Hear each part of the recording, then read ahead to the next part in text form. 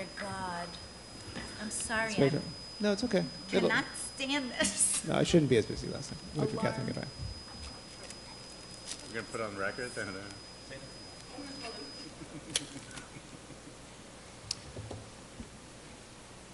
I'll wait for you. We're going to open this evening with a review of the HEF grants for the forthcoming year. Candace and Marianji have joined us tonight to take us through a presentation.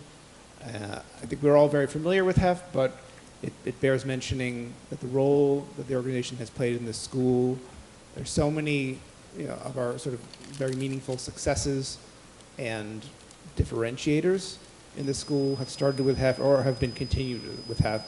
And their reach extends from Hillside to the middle school, to the high school, to the teachers, to the district, to the students. So it's really an absolutely wonderful effort. So welcome this evening, and we're looking forward to seeing what's up for next year.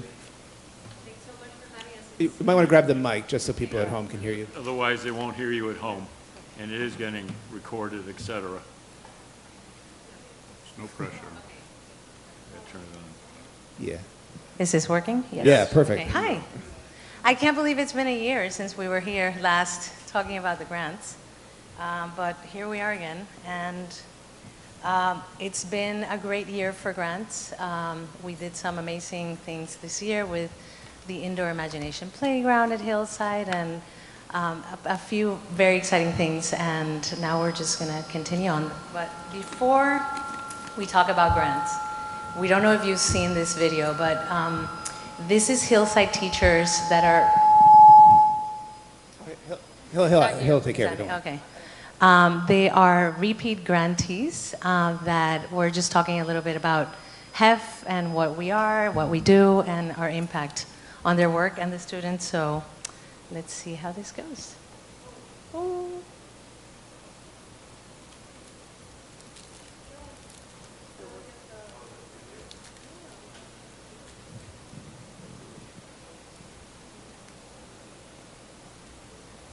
And while they're getting that up, this was filmed in the new Indoor Imagination Playground. So you will see some of the foam blocks and everything. We don't know if you've seen it. It's right underneath, and it's adorable. And it's been a huge hit with Hillsiders. So you'll see some of that in the background.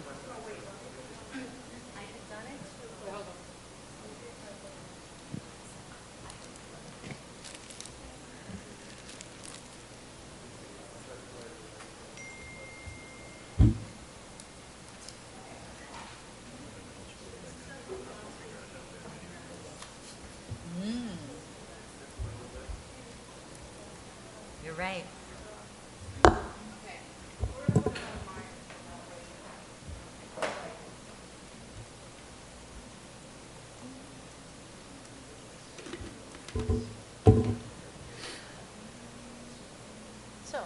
Okay, so what? We're going to move on to the grants, and Okay. then we'll return. We'll come back to it, yeah. Okay, so for Hillside, talking about the Imagination Playground, there was a grant submitted by Matthew at DiPietro for new sets of blocks with cubes and angles, and that will just create a lot more fun for the kids with more blocks, obviously. And then also there's a magnetic wall that was submitted by Zelina Stokar, which would make the play more, on the walls and everywhere else in the room, make it bigger and more fun for the kids as well. And yeah, they can collaborate to build more and have fun in there. And finally is the Living Museum, submitted by Phyllis Udis. Interactive history comes to third grade when performers will bring historical figures to life with monologues and Q&As, allowing students to connect real-life stories with history and broad cultural traditions. Okay, next we don't have any grants for FMS this year because there's a new principal coming in, so they decided to hold off, and we might see some off cycle, or we might just see new ones coming for next year. So they're on hold for now. But next we can go to the high school. The high school last year we only had one from the high school. Andy was new and everything was like kind of getting it going. but this year they came in with 5 strong grants. Yes, very exciting. So Corey Merchant, who is, I like to joke and say they're repeat offenders, but they're really repeat grantees. He's bringing in a new design, video game design course in 2D so that students can be exposed to coding, design thinking, and digital storytelling while developing original video games. This is very much, you know, in tune with where the kids are today and what they like to do, so very exciting. We have another grant from Phyllis Udis. As you know, she runs a lot of the theater programs, so this is training workshops and mentorship for the lighting systems, and this has been done in the past by HEF.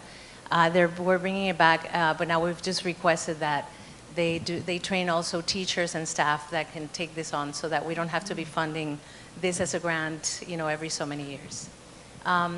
Then the next 3 grants are really about updating equipment that we like to joke to say, like, you know, it's more like 20th century and we want to bring it into the future. This is, of course, a little bit facetious, but it's just upgrades that they need in the school. So first we have the poster printer for science research. You guys were just talking about some sign that needs to be put here, so next year you'll be able to put it to use. This was brought by Melissa Shandroff. Next we have vernier equipment to help the labs in science. This is brought in by Kevin Ruffler, chemistry teacher, and it's another much needed update with the vernier equipment. And then finally, we have for TV studio and digital, do you speak film editing in the ELA curriculum and journalism? These are 3 courses that use digital equipment, and we're bringing it again back into the 21st century. Sid Greenberg and Ross Abrams submitted this grant, and it's just the update to all the technology that the kids will use. So this will be a very exciting year next year for the students using all this new equipment.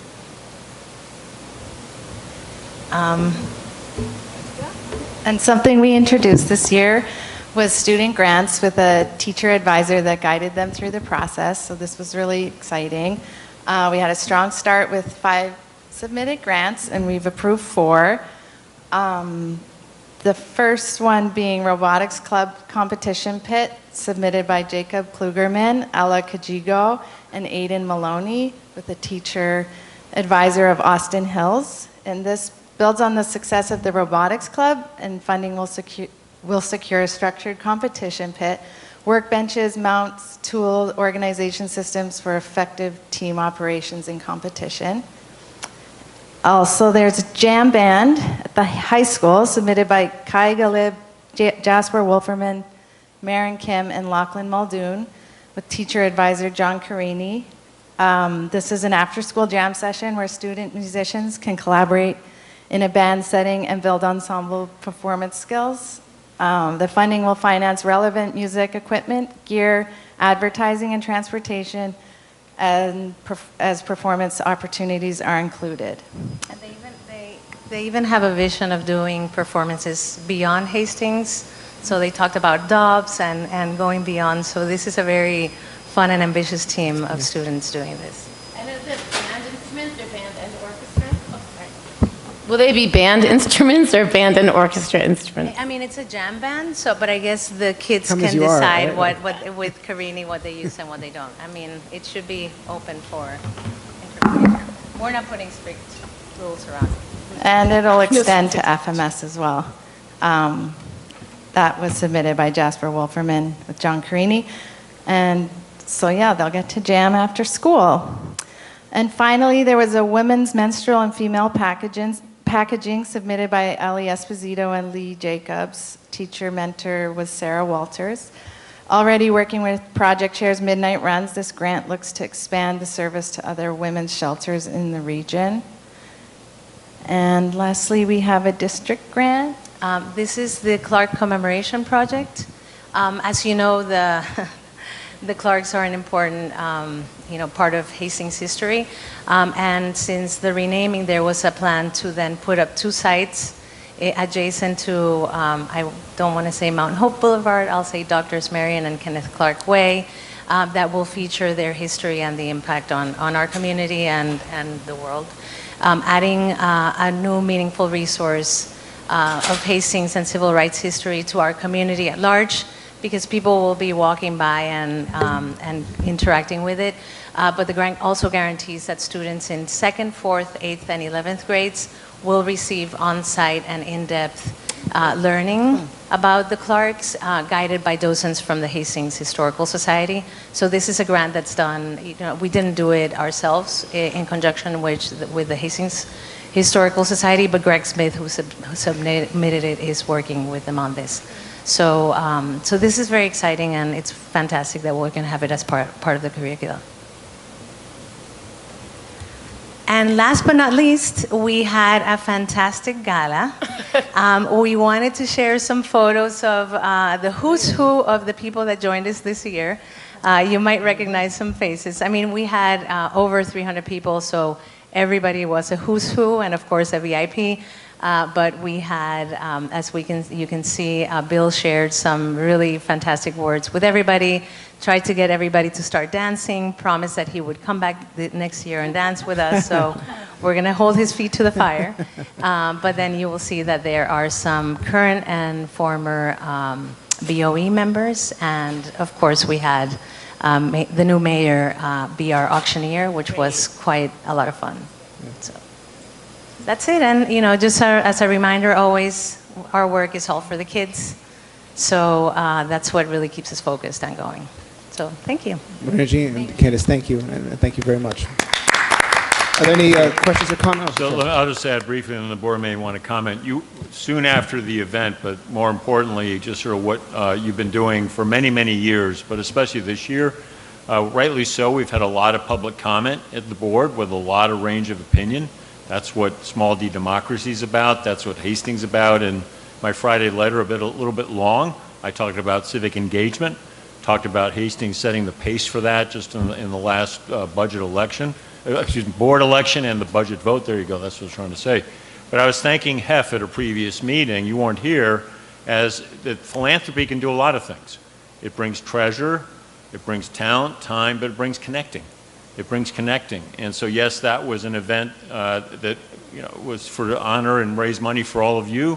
But in that room, gathering and connecting and smiling with each other were people who have very different points of view.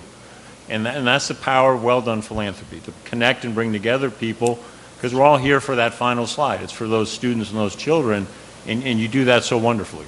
So I really want to thank you on behalf of all the staff, the faculty, and then I'll let the board offer their thanks.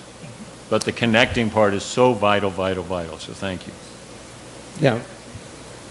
I'd also just add, I mean, when you hear or read about successful people, so often it comes up that the genesis of their path is some little tiny thing that they saw as a kid or they did once or twice. It's these little things that set people on the way. And so it's really, when you were talking about the jam band, in my head I was thinking about this famous saying about Velvet Underground, that they sold like 10,000 records only, but 1,000 of those people started bands. So it's those little things, like I feel like everything that Hef touches is very thoughtful, and it's like seeding things out into our little universe here. So it punches way above its weight, which is like a characteristic of our district, I think. So it's super welcome and super exciting. So thank you, personally. Anyone else? Comments? Questions? Yeah, just adding my thanks for the array of different grants, and you got to be in it to win it. So I'm disappointed that the FMS crowd decided not to. I understand they have a leadership change, but in a new building, I think, and having the difficulty that they did, that would be an ideal time to say, hey, we could use this. This would be great. Yeah, I think they're going to allow the new principal to submit grants. Correct? Yes.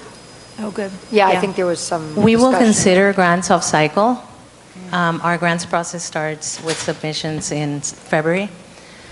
We don't know if she's going to take in the time to arrive, see what's going on, understand before she starts submitting grants. But we have allowed, and we've had the discussions that if there's something that's pressing, we will consider it off cycle as a board.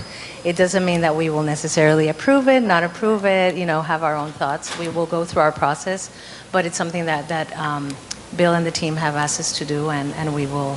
Thank you for that, and thank you for just the support and and the influence on our young people, I mean, I do think it really sparks a lot of great ideas and it brings out the best in them. So thank you so much. Of course, of Thank course. you again. I just wanted to echo our gratitude for all the support for children and teachers across the schools. And if you're just like thinking about Hillside, how much it's transformed over the years because of HAF to be, and it just brings that extra learning joy. And that's wonderful because that's what kids do it makes them excited to come to school. And we've seen that a lot in the high school too, with all the upgrades that HAF's given to the auditorium, the art projects with ceramics, just so much you've done over the years. It's really wonderful, so thank you. Thank you. Yeah, thank you. I'd like to say also, thank you. It's on. Okay. Thank you so much for doing this. When I was a public school teacher in New York City, there was this organization called Donors Choose, and because we were like underfunded, we were able as teachers to submit all these grant applications for projects, and it was so fun. But in these districts where there's supposedly a lot of money, the school wouldn't qualify. So because of you, the teachers can still submit projects of fun and joy and enrichment, and the children benefit so much. Otherwise, it's, academics, sort of. So thank you so much. Thank you, Tristan. David? Oh, sorry. Yeah. So thank you again. So no, I just wanted, I would love to play the video, Melissa, video, if we it's forgot. possible. Yeah, that's right. I didn't. But I mean, thank you for the thanks, but all we're doing is raise money so that the teachers can do their magic. We always say that we make their dreams come true, and now we're making student dreams come true. So at the end of the day, the strength of our grants is really because it's coming from the people that need it and impact our kids the most. So it's a circular economy of sorts. It's right now, the access right, is restricted. Do we have it? Yeah. Yeah, it's restricting. She's unable to load. There needs to be access to Melissa's computer.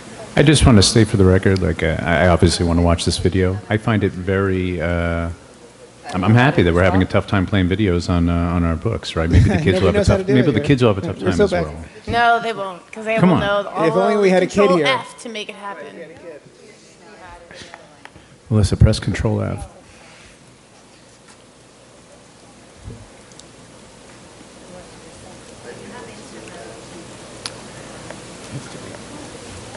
Type blocked.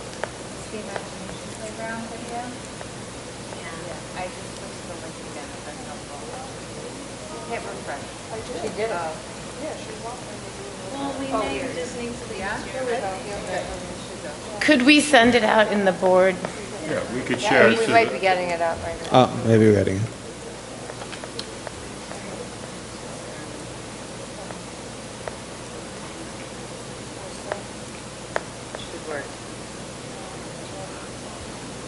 Are we allowed to enter the video into public record? Yeah. And then it could go in the board docs. Do I need to make a motion to do that? No, it's part of the. It's attached. There you go. It's already there. Is this it? No It's motion. not this one, Melissa. It was no, she had sent it to Melissa no, today. they put a special video together. Instagram. Okay, I have that one too. Thank you. Coming through. That's last year's, right? It's the Diana Clark one, yes? Yeah. Yes, I just pushed it. filmed in the Imagination Playroom. Oh, okay, I thought it was that one. Just send the other.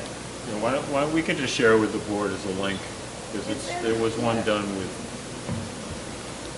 That looks like a lot of fun. So much fun. So much fun. So much joy. Oh!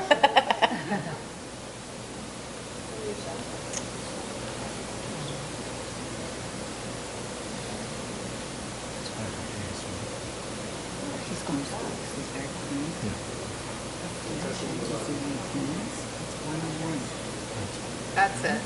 The other one, there, right there. Thank you, Melissa. Persistence. This isn't the one. They sent one. There's one they had embedded. It was three or four of the teachers speaking. This teacher.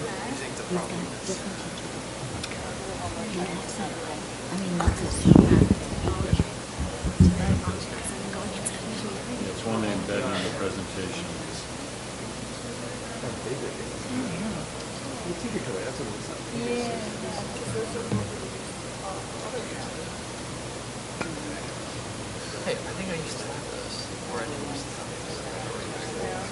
one that has a manual in the open. I know it's such a good. It's testimony from our 4 teachers. Yeah, so why don't we move on? We can send it to the board and can see it.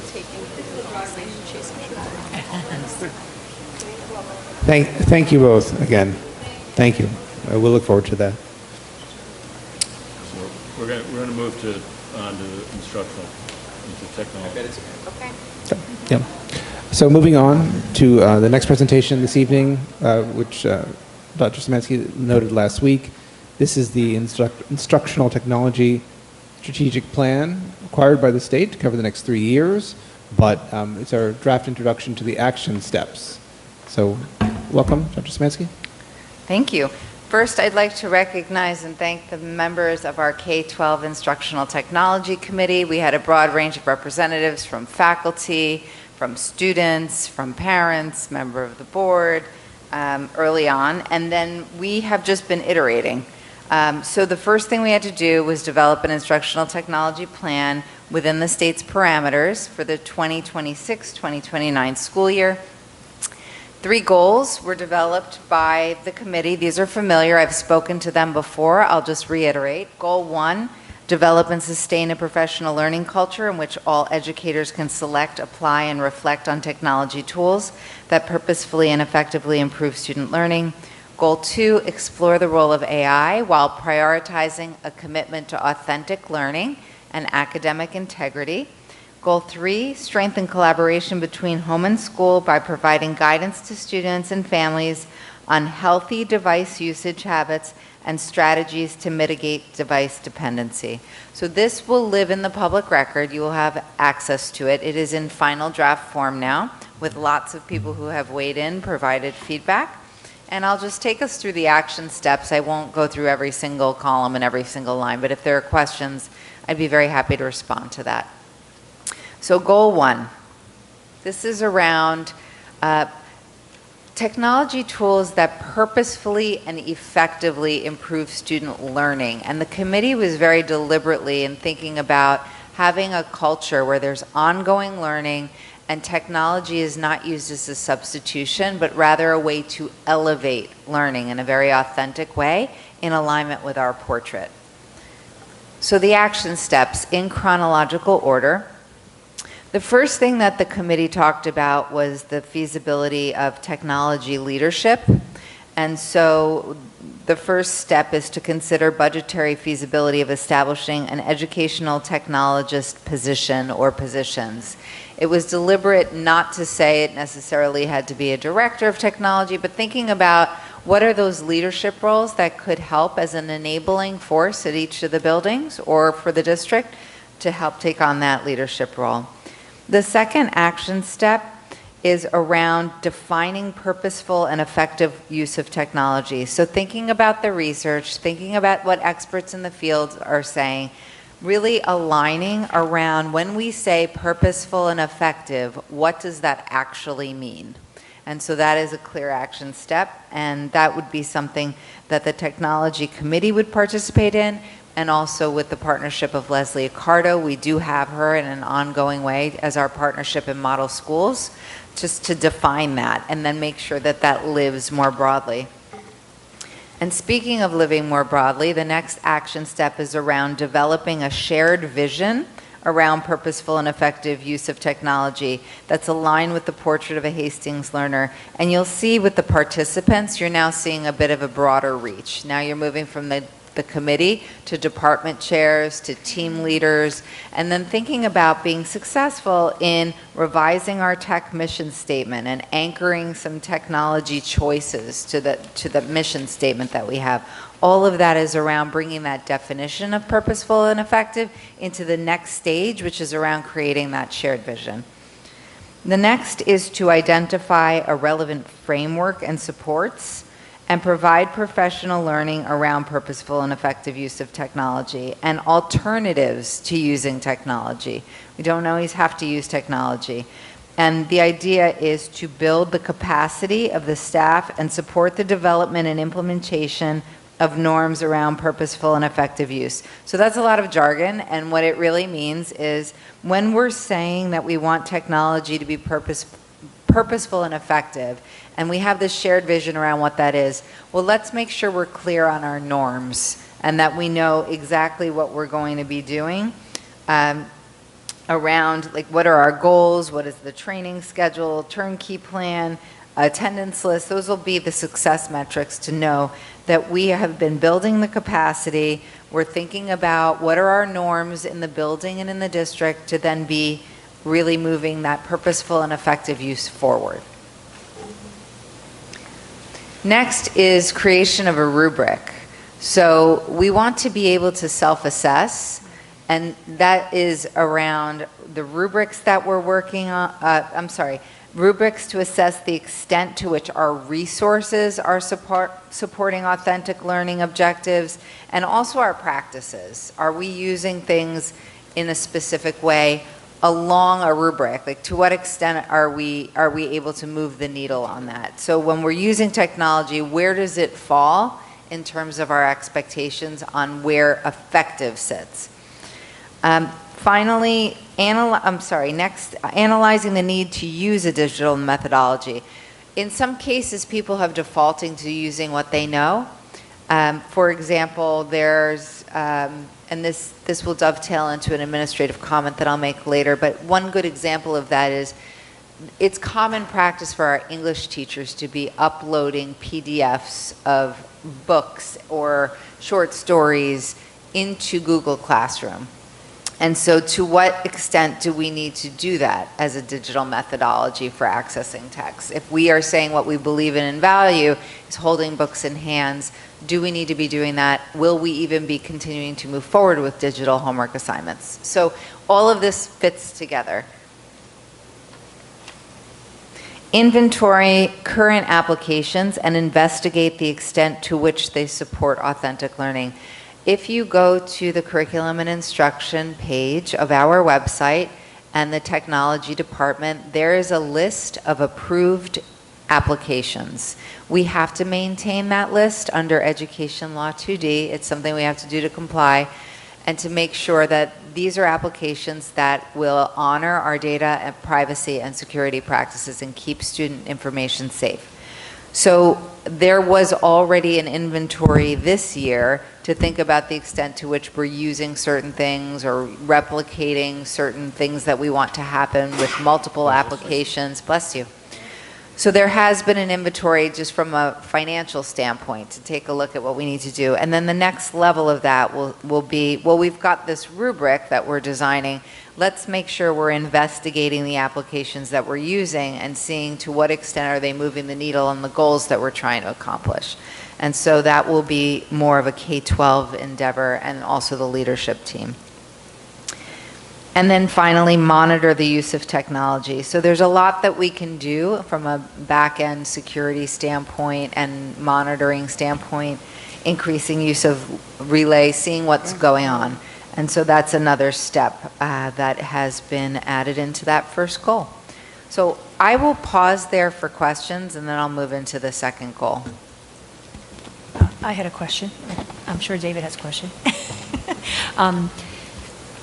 You have a professional learning partner, correct? So you've decided on someone that you're going to be partners with that will help in this endeavor, yes? Yes. Okay. A suggestion on, you can do it at the end, but I would do it at the beginning too, to baseline what technology is to start, because you really don't know where you're starting from, and then you're going to monitor something and you won't be able to show improvement. Great. So yeah, that would be a suggestion on that one.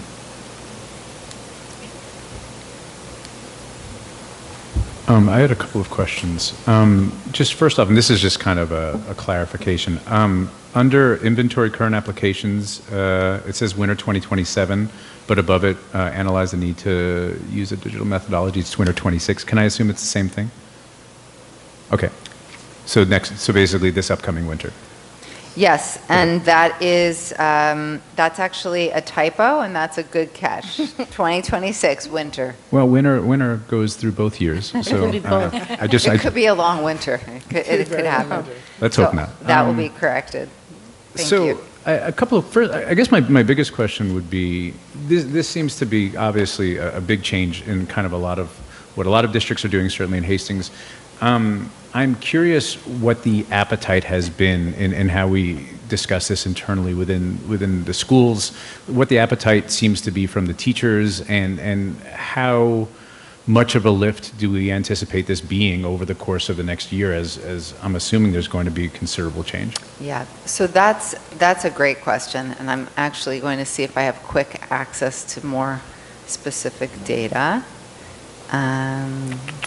But there is an appetite to make sure that we are using technology in a purposeful and effective way, and there is also alignment around wanting to make there's alignment around technology can sometimes be challenging in terms of use in the classroom. So even if there is a task that has been designed, it's very easy for students to get distracted and try to toggle over. And that's not a blaming comment. That's a just developmentally and normally in life, even as adults, right? It's very easy once you're in there to get pulled in a different direction. So there is absolutely an appetite to be able to work with technology better. Our teachers are continually committed to improvement. And I mentioned at the last Board of Education meeting, we gave a survey and it was administered with everyone in a room together during a faculty meeting. And there was very little discussion about that, but the themes were pretty clear. And largely, people were feeling like paper pencil when we can is a good thing. I'm just trying to see if I can pull it up quickly. I mean, a couple other themes were to really think hard about not having digital homework assigned, except when there's a real boost to the digital process. The digital process gives a boost. So if it's a longer-term assignment, there was nervousness of pulling back on the digital. And that's good, hard reality, because that's that balancing act. We would be, frankly, educationally dysfunctional if we pulled back a large extent on digital. It's getting it right. Yeah. And that was a big theme. But there was a willingness kind of on the day-to-day mundane, pull it back. Yeah. And get to paper pencil, get to hard copy, which may get to a copying budget, someone brought up, Mr. Barone. But then that was a good trade-off. But simply put, longer-term, more in-depth work, digital gives us a big advantage, helps students learn how to use that in the right way. I think the biggest lift will be in the middle school. Well, and that's, yeah, sorry. And that's when it gets to that developmentally appropriate conversation too, and like when you use like how you learn how to use technology and then you use technology. And we don't want to stop that from our high schoolers in particular, because being in a university setting, so much is done online. Our students have to be prepared to navigate those fields. At the same time, you want them to be able to think critically and write papers, because the fear is when you're learning how to write papers in middle school and you can go straight to AI, that's a real loss of learning. This is also excellent, Melissa. Thank you. I have a question. As you know, in my other life, I supervised a lot of dissertations, and over the past 5 years, I've supervised a lot of tech-related dissertations, and a lot of them mention again and again the ISTE standards, which are those international standards for technology and education.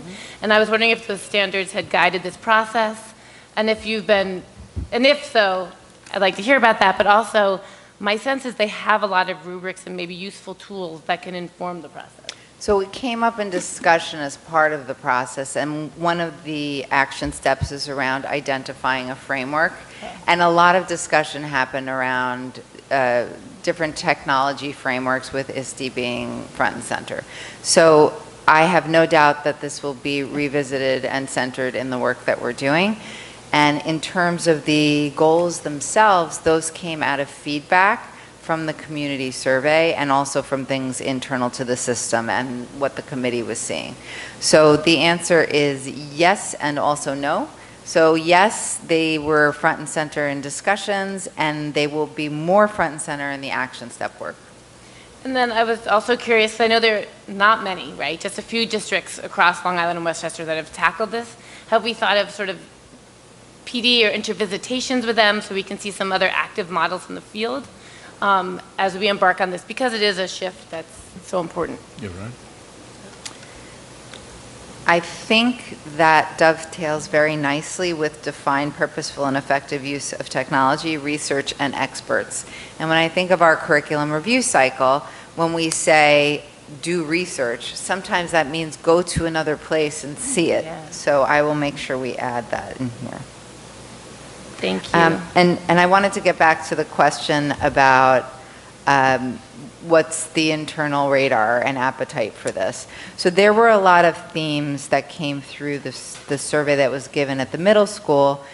And one of the questions was around if you're using technology for a reason other than instruction, why would students be using it? Help us to understand. So checking grades, portal access, other types of classwork and review. It did come up that sometimes there was inappropriate use, and that's frustrating to everybody, right? And so back to appetite, there's alignment around that because that's hard. Specific instructional and accessibility tools was a theme, and really what that means is just specific things like Renaissance Star assessments, accessing Google Classroom. Multiple respondents indicated that technology is not used at all for non-instructional purposes or only very occasionally. To check the portal for a few minutes came up.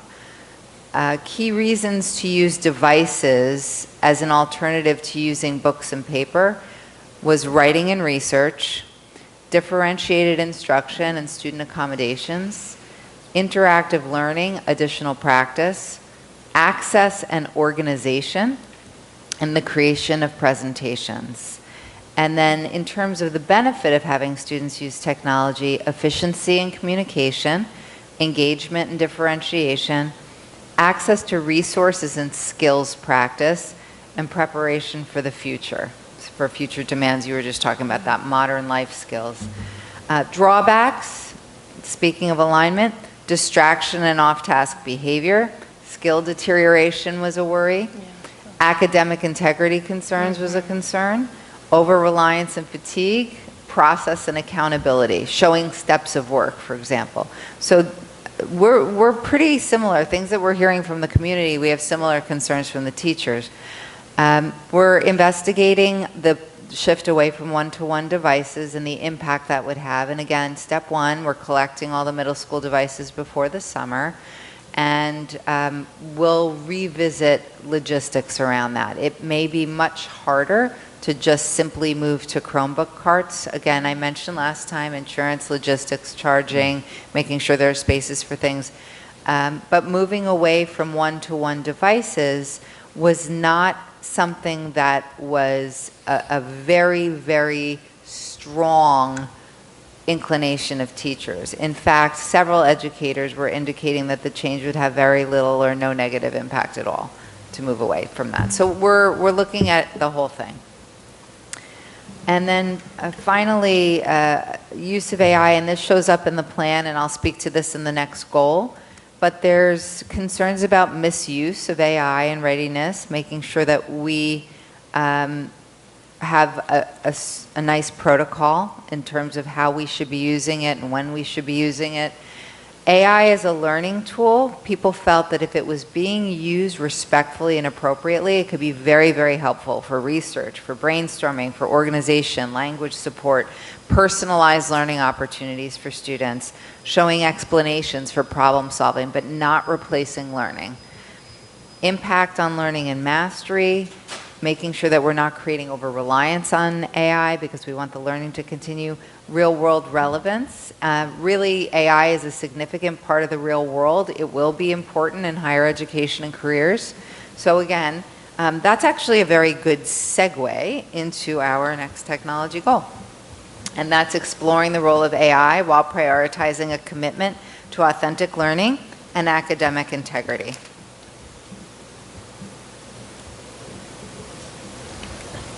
So, action steps associated with the AI goal. Identifying a pioneer cohort of teachers to learn more about AI in their grade level and/or discipline and experiment with what that looks like in their curriculum, specifically to enhance student learning. The next action step, survey students to understand perceptions of AI and ethical use of AI. Where are our students with this already? And Maureen, that's like your baseline question, actually, but moved into the AI realm and specifically centered with students. Examining the media literacy curriculum and ensuring that it incorporates research methods and AI literacy to support critical thinking and ethical use.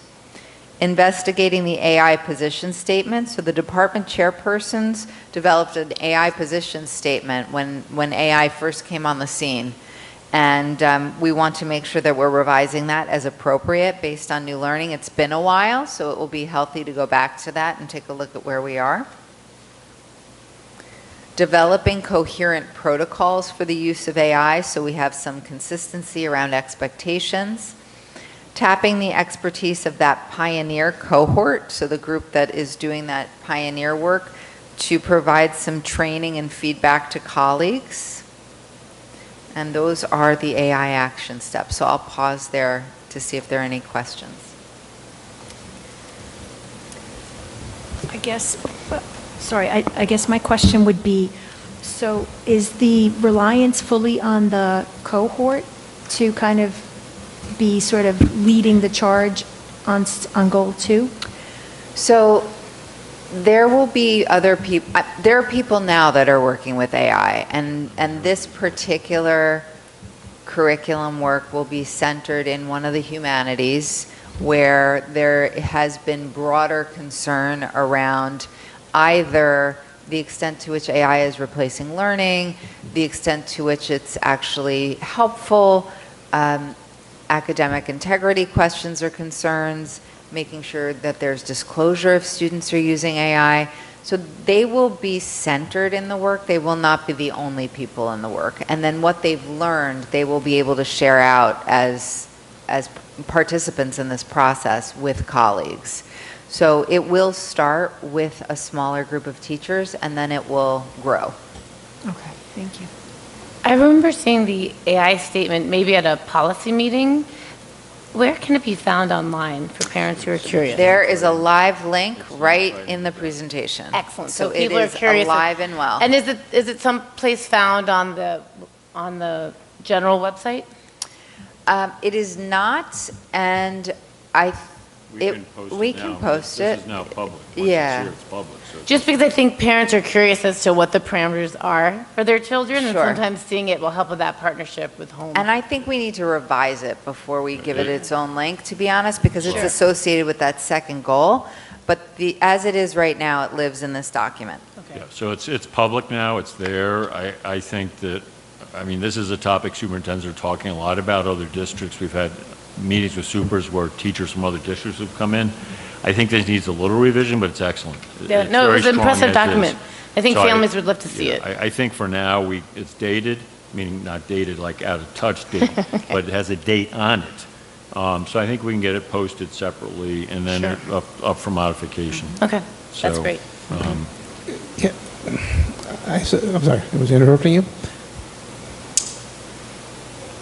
Particularly with AI, sort of like one of the things that Catherine raised, like, are we in touch, not necessarily locally, but this is a problem of enormous scale that affects every learning institution. Do we have a way to be in touch with sort of best practices that are coming out? Because they might likely come out upstream of us, in colleges and things like that, just to sort of mention. But separately, and this is sort of a weird comment maybe, but, you know, and maybe it's not a question, maybe it's just a comment, but do we have a way, or have we put any thought to, you know, the way children approach AI now, and the way we present it to them as adults, this fantastically powerful thing that knows a lot, that can help you, okay? And I've said it before, I feel like New York State kind of cheerleads a little too much on that angle. But someone who occasionally uses AI for things, I find it very interesting, the more you use it, how you understand how it changes, it degrades something that you've done. It makes it more standardized. It makes it different. Sometimes it takes things that you liked out and puts and irons it flat. And I don't know what it would look like, but I almost feel like, again, like how this generation or our generation taught kids not to smoke, right? You know, by showing children that AI is not just this powerful thing that's beneficial, that it's not you, and it's not going to be you, and it takes something from you and discards it often, and it flattens and it changes. I don't know. I just feel like kids need some experience of what they're giving up when they depend on it. I think it's tricky though, because I have one of my grave concerns, having been a middle school and high school teacher, is those 6th and 7th graders who go straight to AI for a paper and they're not learning how to write the critical thinking skills needed to gather ideas, organize ideas, and then write, and then the semantics of writing.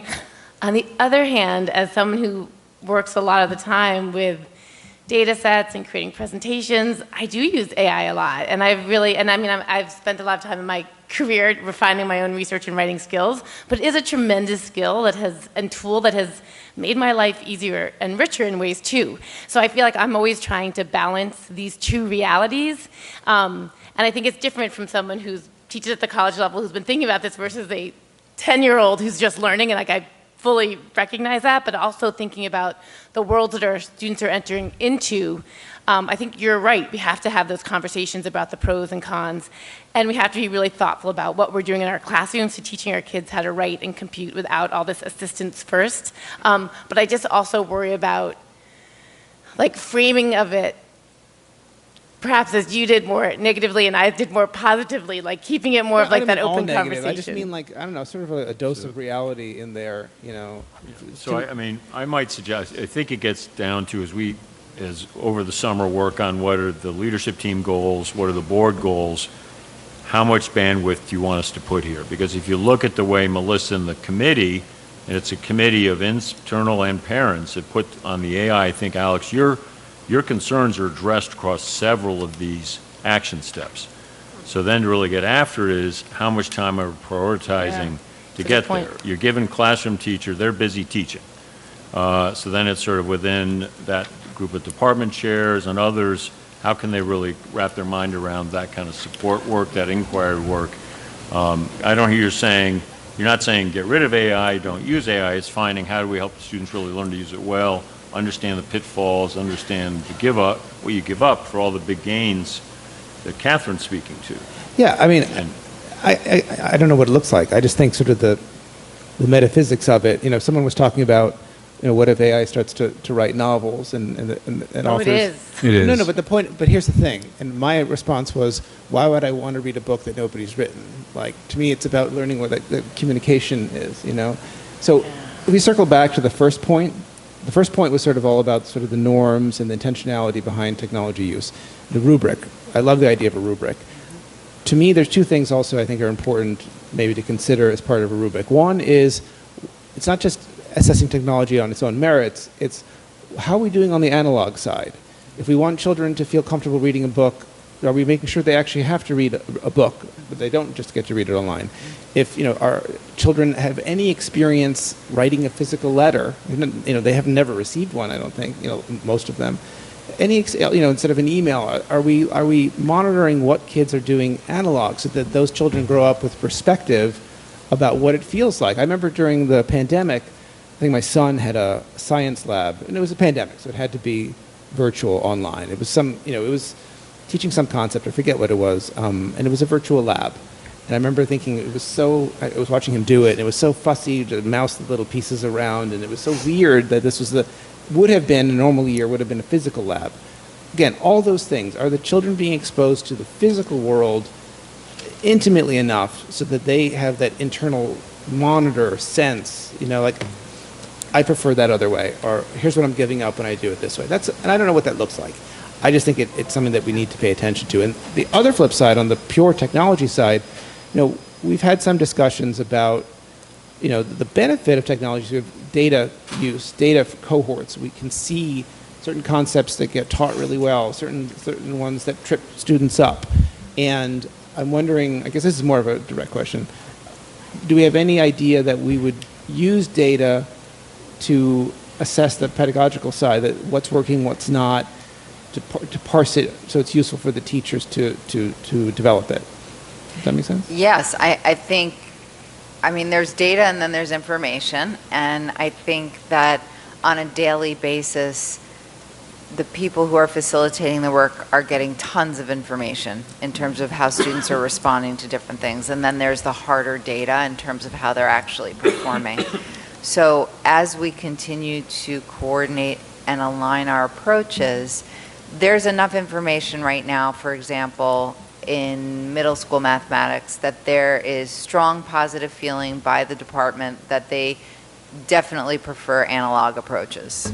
They like to see the pencil and paper, and they like to see students work through things, and they like to understand the process and not see the shortcut on the computer because it takes away all of the intermediary process work.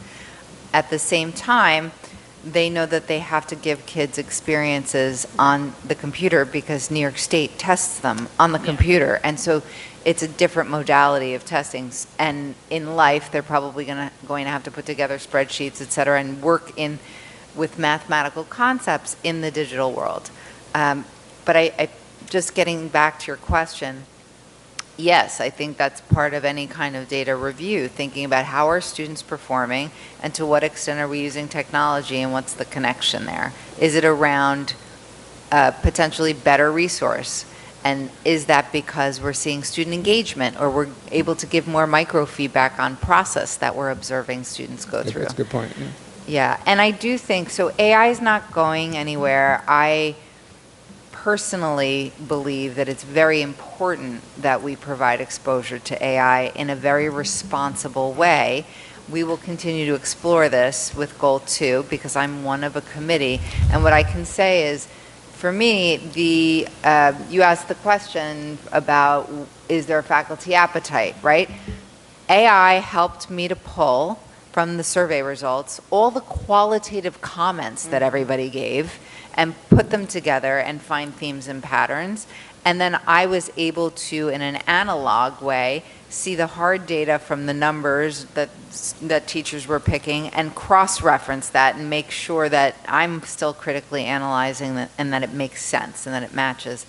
And I do think that as students are learning and they're developing as critical thinkers, what's really hard is that sometimes, and adults too, we don't know what we don't know. So if AI is producing something, you do have to be able to critically analyze it, as you were talking about, because you may get a product that's not quite right. And you may have, I remember there was a time I went through 7 iterations and it still wasn't there yet. And I had to reflect and say, you know what, my input has not been good. I am asking the wrong questions. And then asking the right questions is a really strong critical skill. You have to know, but you don't know to do that. That's right. So you have to be critical about what you're putting in to get something excellent coming out. And then you have to be critical with the output to say what's missing from this and where's my voice in this and how do I use this to help make something better, or how did it help me to make something better or not? See, that's what, for me, a critical idea is, personally, is that things don't just get better because you've worked on them. Sometimes it's the genesis of the idea is the best part, right. And preserving that. And that's what I think for kids, especially from a creative standpoint, is really, really important. Yes. That it's not just I dump something and iterate. It's that inspiration. And valuing that sometimes. It's hard. I'm not saying it's Agreed. easy, but. And so finding the sweet spot, knowing that students are using it, they self-report, in our lunch meetings and otherwise at the committee, they self-report that they're using it, that it makes sense to use it. And to what extent are they using it? That's different. It differs from student to student. So, and there are teachers now who are playing with the idea of, please disclose and or here's an assignment that I don't want you to use AI at all for, and here's why. And here's one that you can in these ways, and you can choose some of these ways. But this is all very new still. I know it's moving quickly, it's evolving, but I think it's a great goal. I love that the committee centered on this. Absolutely. I just want to add to that, and thank you. I agree with you. I would just add one more thing to that, and I think this is probably the most encouraging but also the scariest part of this conversation. And I can say that, in the last 6 months at work, and I use AI an incredible amount for what I do, so much has changed in just the last 6 months that the skills and tools that I was using 6 months ago are in many ways obsolete to the tools and the skills that I'm using today. And I know that by the end of this year, when we start rolling these things out, so many of the things that I'm leaning on are going to be obsolete. The hardest part about this, and I think for us as a board, for the administration, for the families in Hastings, is going to be that this is going to be such a moving target for 100%. for the next 20 years. And so this is amazing, and I also feel like by the time we roll it out, it's so much of it is going to be, oh my God, I can't believe we didn't catch that. And so I would hope that this serves as a living document that we can revisit quite often, because I get the sense that this is going to be a consistent conversation in how we implement whatever that new challenge is going to be. And just to put up, I know I'm talking a lot, but even just calling it AI, I remember, graduating high school and somebody's like, hey, I'll email you sometime. And I was like, it's like a novel thing, right? We talk about AI as if somehow it's everywhere. AI is just going to be what it is. And I think that for us, and I'm so heartened to hear that we are intentionally using these tools to teach kids skills that are going to be used in the future, right? The intentionality is going to be what differentiates one lesson from another as we do this, right? And I almost feel like if there's like a one sheet that we can send out at some point, right? Does it check these boxes, right? And you've already kind of laid it out. I think that really would assuage a lot of parents' concerns as they know that their kids are going to be, using less, but certainly using these tools in the schools. But I just wanted to keep that in mind, because as we talk about this, I'm just like, oh my God. I mean, the other piece of it is the school-family partnership, right? Because the school can do one thing and have all these parameters, but then if something else is going on at home, it's a whole other story, right? Sort of like what we have now, right? Some parents have their kids with cell phones, some parents don't. Like, there's such a broad array. So I do also think another piece of it is outreach to the community and conversations that are ongoing, which brings me to my next point. This is excellent, and this is so important, and this is such a great conversation, and it's the beginning, as you said. And I guess as a board, like as the financial stewards of the district, the question is, like, we know this is a big change, right? So then what's our financial, and you were saying this too, like in terms of professional development, in terms of hard copies of books, in terms of consultants into visitations and subs or whatever it might be, like as the board, like what is our responsibility to think about the funding of that? And then also looking to, Melissa, your work, sort of what's the funding thoughts about that as we look towards the future? Can I just add on to what you're both saying? I think, when Dr. McCursey said, what's the appetite?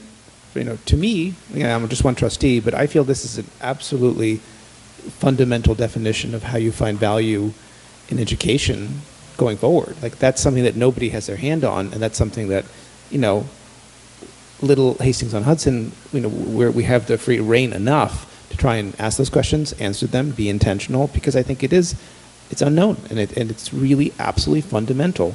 So personally, I have a lot of appetite, and I welcome the feeling that we all do, frankly. So sorry, I didn't want to. Can I ask a question? You keep going. I know we're talking a lot about student, but what is the piece on staff guidance and staff restrictions on AI? Is that part of this?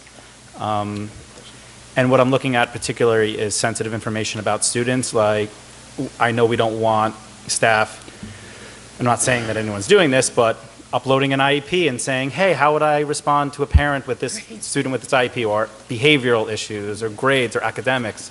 So how do we ensure that staff knows when to use caution when using AI as well? It makes sense around developing coherent protocols for the use of AI. And yes, it was originally discussed and designed as a student-facing goal, but I do think it's part and parcel, so thank you for that. I will say that we have EdLaw 2D compliance sign-off from certain AI applications, so that's good. I would also say that it is extremely rare that anyone would upload an IEP anywhere, which is good. And so, and I do think that it would be helpful to just reiterate, you can put something in and not put somebody's name. You can, there are ways that we can develop strong protocols around that. With growing AI use, it is just upload a PDF, and it'll, instead of copying and pasting it, you could just upload 10 documents and it could read them all for you. Right. And it might be hard to redact student-sensitive information for that. So kind of having that for staff, stop, don't do this. Or like in a handbook. Think about when you do this, and here, like brainstorming, that's a great tool to use, right? Thinking about the way that staff can use it, and then students, I think, will be more engaged if they know the staff is also doing the same parameters around AI use as well. Great. And then you have the third goal. So getting back to the homeschool collaboration, moving right along. Catherine's question set up. That was good. That was a great setup. Okay, so action steps around homeschool collaboration, meet with parents. Oh, so this may or may not be moot, this action step, so we'll see. But meet with parents and students of grade 6 together before sending their devices home, review the norms and expectations for device usage. And there was an example given of actually physically practicing that the child must always hand over the device if the adult asks for the device, and the parent does not have to hand back the device if the student asks for the device. And setting up the norms because it is a school device, and so that the school is helping with the protocol. Now that said, if we decide to not send devices home, that one might be a moot action step. Exploring the relationship between the Technology Committee and the PTSA to promote collaboration between home and school. And we've been grateful for feedback from the PTSA this year, too, so continuing that. Gathering student feedback about the effects of technology use. Develop and maintain a page of resources for families to support strong practices related to technology, including home filtering options. Tapping the expertise of the faculty and members of the community to give voice to the positive and negative impacts of technology on students. Educating students around acceptable, purposeful, and intentional use of technology. So those are our goals and our action steps, and any additional thoughts or questions? Just one, I mean, I think it's something we've already talked about, and we know, and I know we put a lot of effort into filtering at school. The kids seem to have absolutely free reign. Unfettered. Unfettered access. I don't Also a know. moving target, Yeah. we've learned. Yeah. Yes. Just to mention.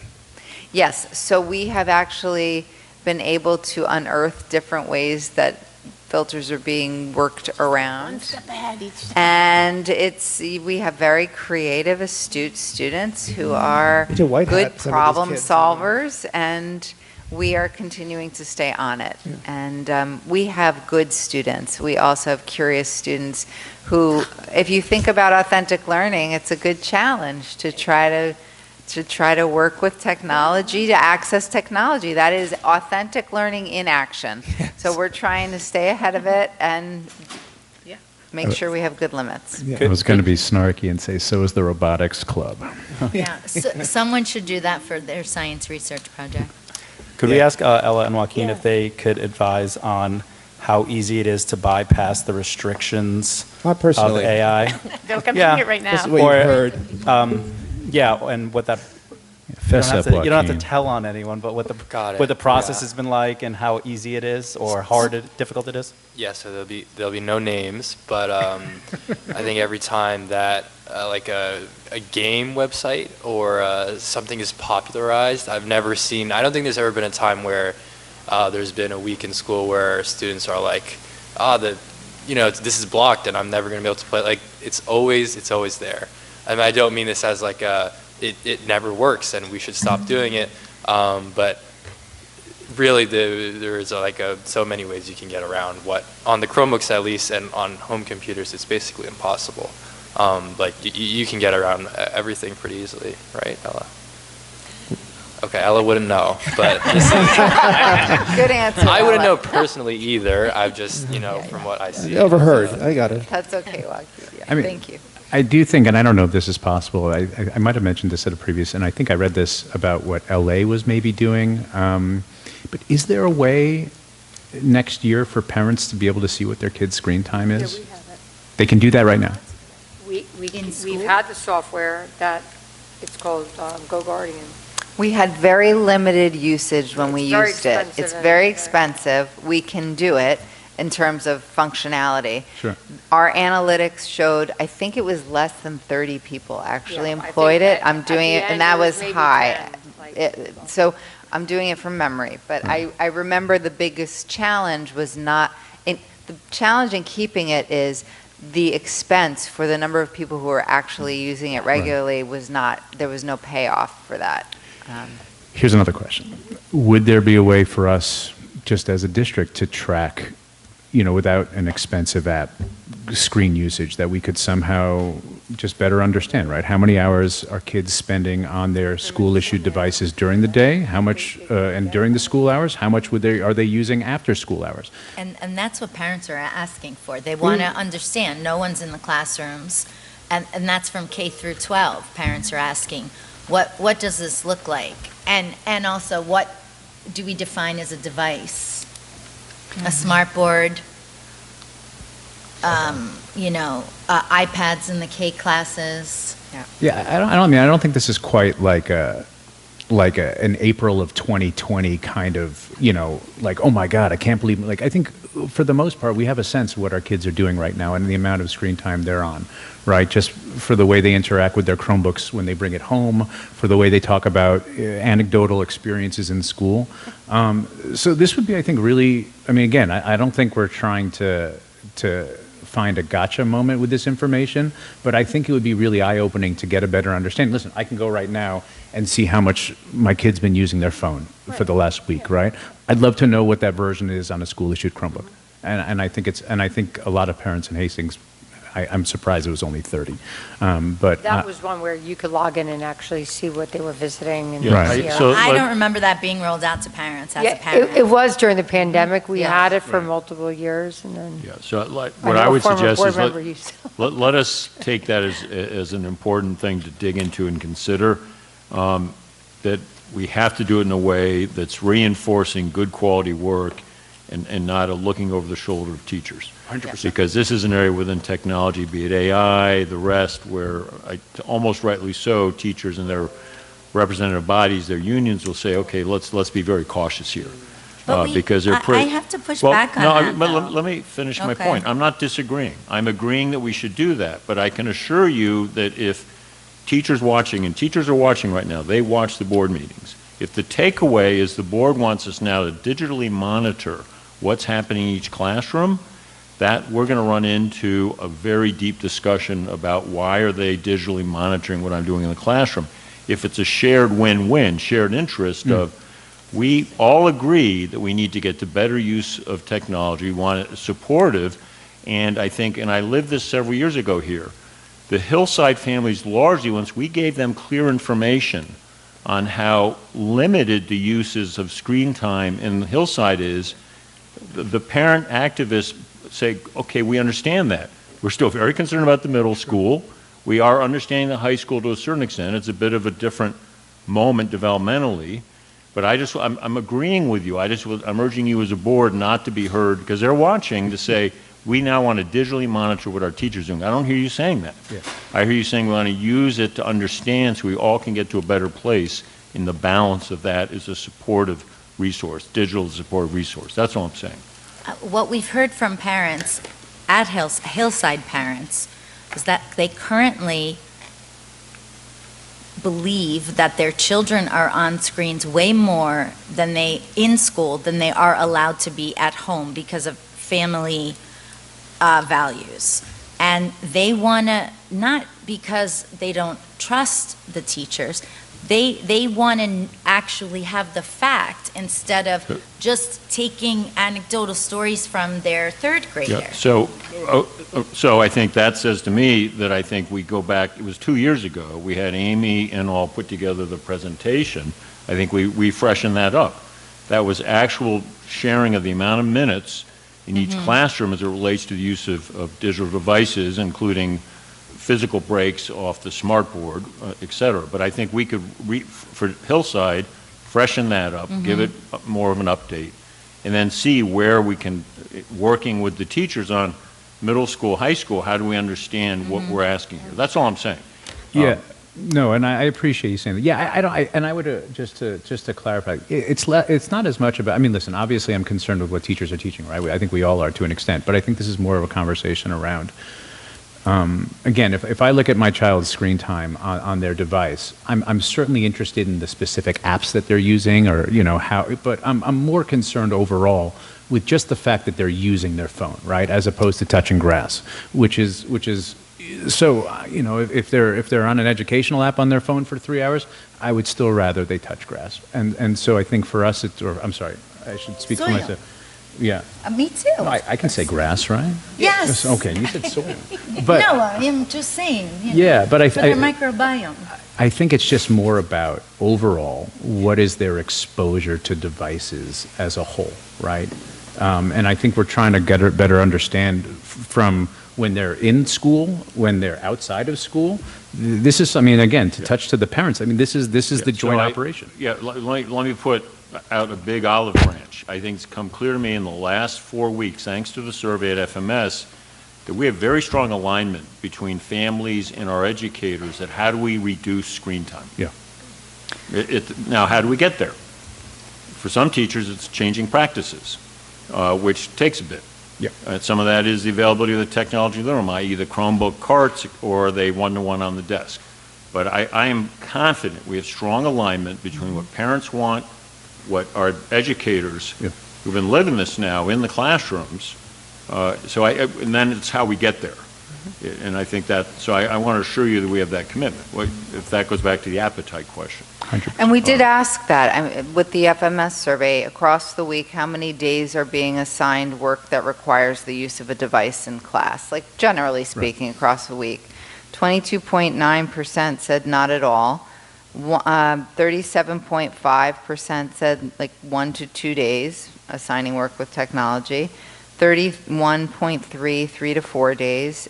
8.3% each day across a week. And then in terms of the increments of time, and it's hard because it's not a perfect science, but in general, each day for every 40-minute increment, what is the approximate amount of time students are being assigned work that requires a device? So the first question was around like, how many days in the week is a device out, basically? And this one is, for every 40 minutes, let's think about the approximate amount of time students are being assigned work.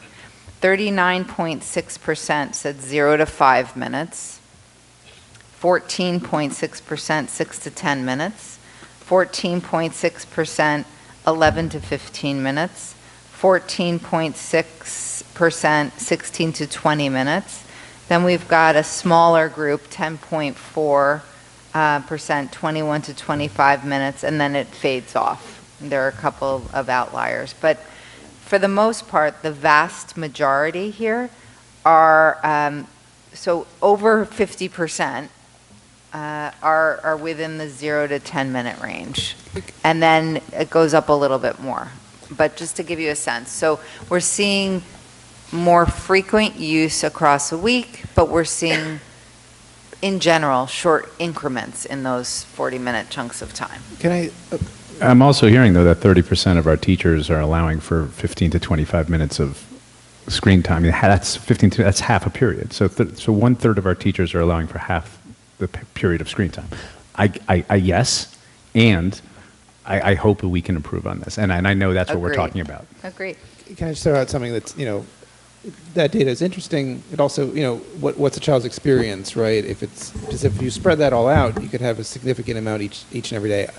I know we don't really get into these sort of things, but it would be interesting almost to have, like, the way we have, like, pajama day, have, like, no technology day, where it's aligned zero it out for a day or a small 2 days, just so kids have that little break of time, and it's all aligned, so they take a full break. I don't know. It's just interesting.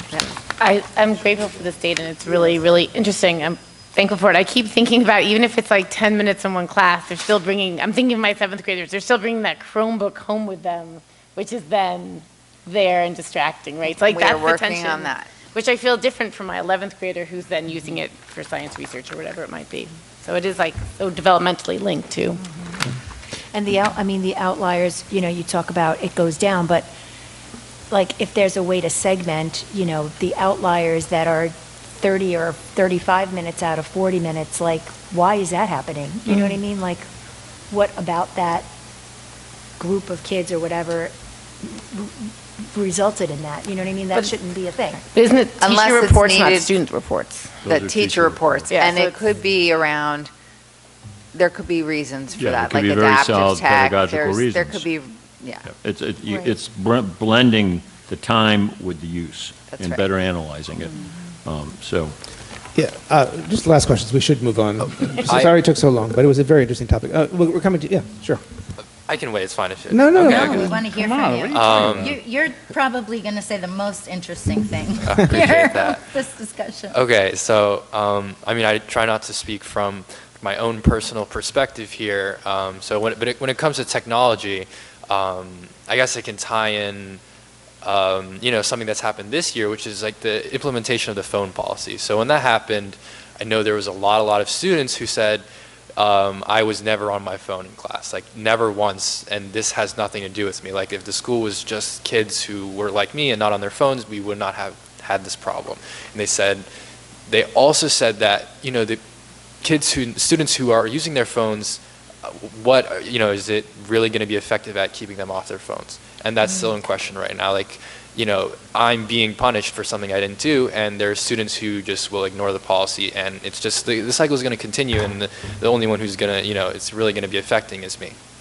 So I just want to bring that up when it comes to technology here, because as, you all have said, technology it's really personalized, AI is personalized, and I don't think there's a problem with having the relationships with, in technology, digital technology, and classes and each family as a more specialized thing as well, right? Because you can have a family who's saying, like don't use the Chromebook at home, like that's it. And you can have just as, if we want to continue in this line of thought, there's teachers who, when you sign up for their classes, they give a lot of pop quizzes, they give a lot of essays in class, and, it gets to a point where do we want to have this question of, this teacher allows for a lot of time on your Chromebook or not? Yeah. And that seems like something that we might have to consider. And that's totally fine, but it just seems like if we were going to create like a generalized, we want to cut back on technology. I know for a fact that right now, like there's students who we use technology, digital technology on a Chromebook 80 minutes a class, in the high school at least. And if you said you have to do any amount of work on paper, there's students who'd be like, there's no way. Like, there's no way I can do this on paper. And you could do it on paper, but it's just so much more convenient on the Chromebook. So when it comes to like, don't use your Chromebook at home, and we're not going to give it to you at home, so you're not using AI, you're not distracted by it. There's so many students as well who have a device at home, and that's not really getting to the root of why they're using it. It's more just it's not going to be on the school. So I just wanted to bring that up so that we're aware of that. Just like this phone policy, there will be students who think, and parents as well, who are saying, why does my child not have a Chromebook to use at home? But that's Well, it's an excellent point, and a really big reminder of why student voice and student experience has to be, co-equal at the table of sorting this out. So, thank you. All right. Sorry, we spent a lot of time on it. We'll pick it up again. Any last thoughts, questions? Nope. Dr. Smansky? This was really great. Seriously. Thank you. Moving on, student report. Joaquin or Ella, who wants to go first? Let's go. All right, back again. So my first item on the list is about middle school math. So this year and last year, as you may or may not know, there has been a significant push for advanced mathematics from middle school students and middle school parents.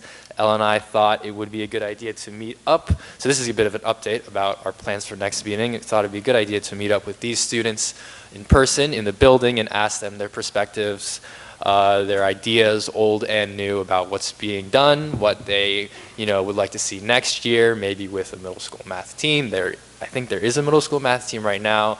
So that is our goal for next meeting, to come to you guys with these new fresh perspectives. In the high school, it's been student union election season. It's been really, really competitive. Last year, I felt like there wasn't a lot of chatter in the hallways about, who's gonna be the treasurer or secretary. I feel like a lot of people are talking about it right now. There's a lot of active campaigning, a lot of candy. So congratulations. We really want to. Spoils of our high school. Really would like to congratulate all the candidates. and thank them for investing themselves in opportunities for student government. And the last item on my list is the Spanish National Honor Society. The induction was last night in the high school cafeteria. Inductees were led by NHS leaders Tavia Seitz and Julian Carnevali through a procession, pledged to uphold their character and promote culture from the Spanish-speaking world in a pledge in Spanish, and it was very nice to hear. Excellent. Thank you, Joaquin. Okay, so I'm probably going to sound like a broken record these next week, but we have the Summer Science Fair Saturday, which we did mention last meeting, but I just want to wish my luck to all the participants, and truly last year when I did it, it was so much fun, and it's really great opportunity to be able to grow your public speaking skills in a setting that's different from our school. Senior internships are ending next week on the 12th, I believe. And we then present what we've done on the 16th in a sort of job fair format, and that will be on the last day of classes. And then also at the same time, which is very exciting, is we get to pick up our yearbook, cap and gown, and senior shirt that same day.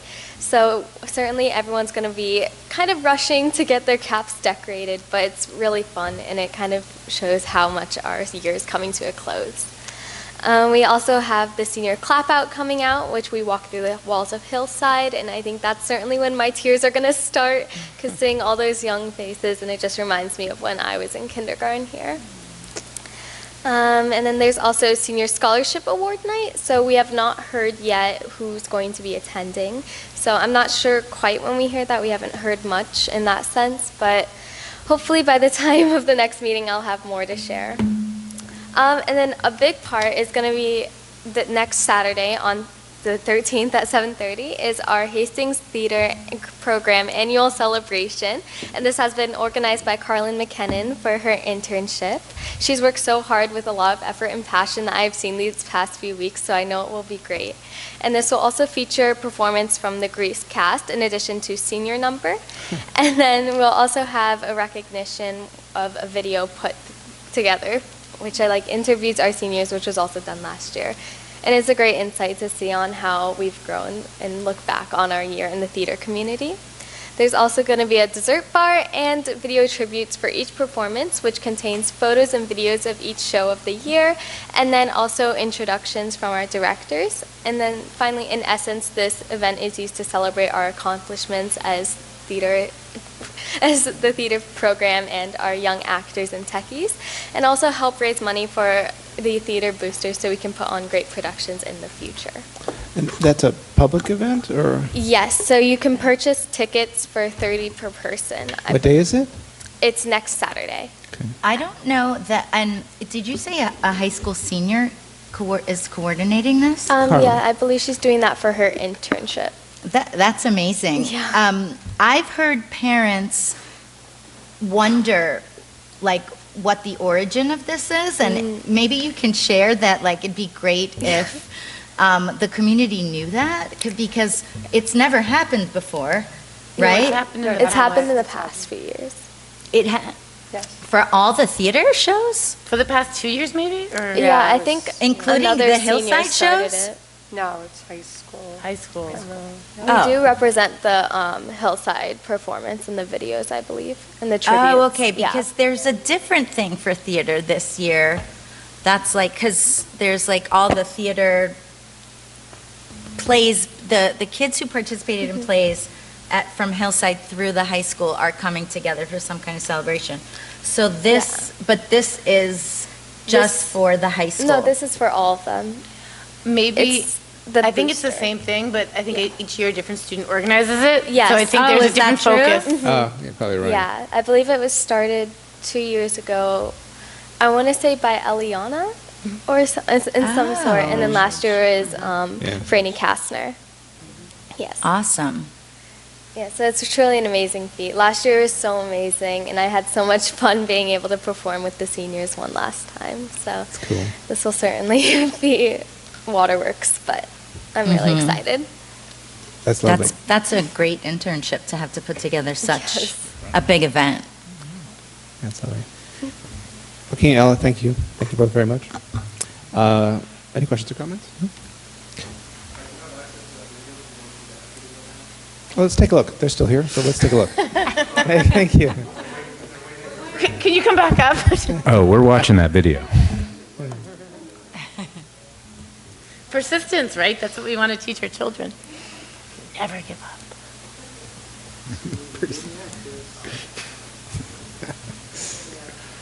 All right.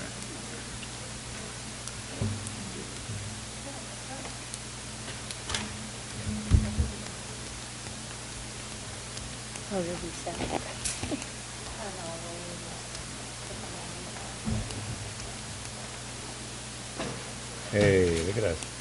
There we go. Drive as a wonderful parent organization that takes applications from teachers and staff members in the building. They allow teachers to dream big. They let us come to them with our ideas, and they figure out how are we going to get the money to support what the teachers want to teach our children. It's really, really cool to be able to I would describe it as a wonderful and not have to that takes applications from teachers and staff members in the building. Hef really gives teachers the ability to say, yeah, this may be possible. And they figure out how we Hef can get isn't money to only support funding what teachers want projects, to teach our but children. they are also really, really cool to be able to come up with an idea. Like last a lifetime, the last pass, how we way to try and make it work, if it can work, or put it off for several years. Hef really. We got it. Both of those videos were great. I just want you. I was listening to both of them. They're really great, both of them. From teachers and staff members in the building. They allow teachers to dream big. They let us come to them with our ideas, and they figure out how are we going to get the money to support what the teachers want to teach our children. It's really, really cool to be able to come up with an idea and not have to figure out a way to try and make it work, if it can work, or put it off for several years. Hef really gives teachers the ability to say, yeah, this may be possible. And Hef isn't only funding projects, but they are also really creating experiences for our students that last a lifetime. They last past when we do it with them. Each teacher, each person has their own little niche that they love to do, and sometimes that's what sparks the idea of, you know what, I'm going to bring this into my classroom and it's made possible. Whole units are created over what Hef can give us. So they really just are the genie, fairy godmother, whatever you like to call them, for Hastings, and just allow us to be as free and as imaginative as we possibly can as teachers, which is so much fun.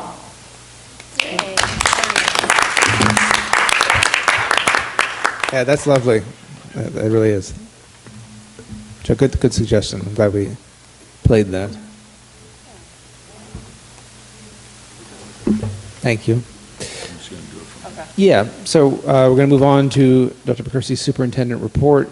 Anything you want to highlight from here? Yeah, so I think in deference to time and opportunity to keep moving here, let me just, it's posted in the material. We'll send it out with the board notes. I would urge people to take a look at it because there's a lot of great news in here.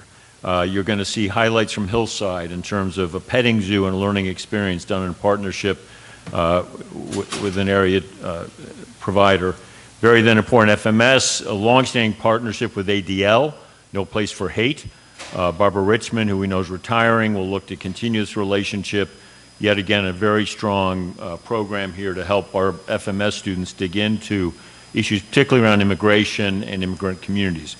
There are several slides featuring that program, images, photos, all the rest. At the high school, there are a couple look-ins. These are called classroom look-ins. So the first was Hillside, the second was FMS. At high school, there are two. A number of our students have been recognized by selection to a museum exhibition. About 10 of the students are listed here, the Hudson River Museum.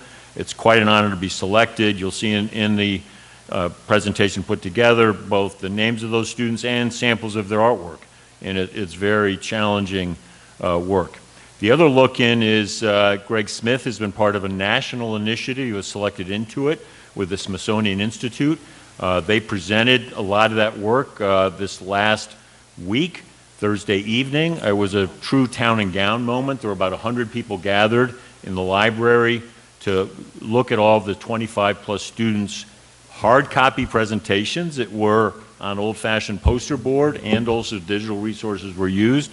And indeed, it's a partnership between the Hastings class of about 25 and a community in Illinois, largely a corn and soybean-based community in Illinois. That's part of the Smithsonian Partnership. They're partnering districts from different parts of the country to foster civic education across and among students in very different settings. And so Greg was part of that, selected in, and the 25 students worked very, very hard to come up with the 25 or so projects, all of which featured Hastings history. They had to pick an individual of significance in Hastings, an object that spoke to Hastings in some aspect.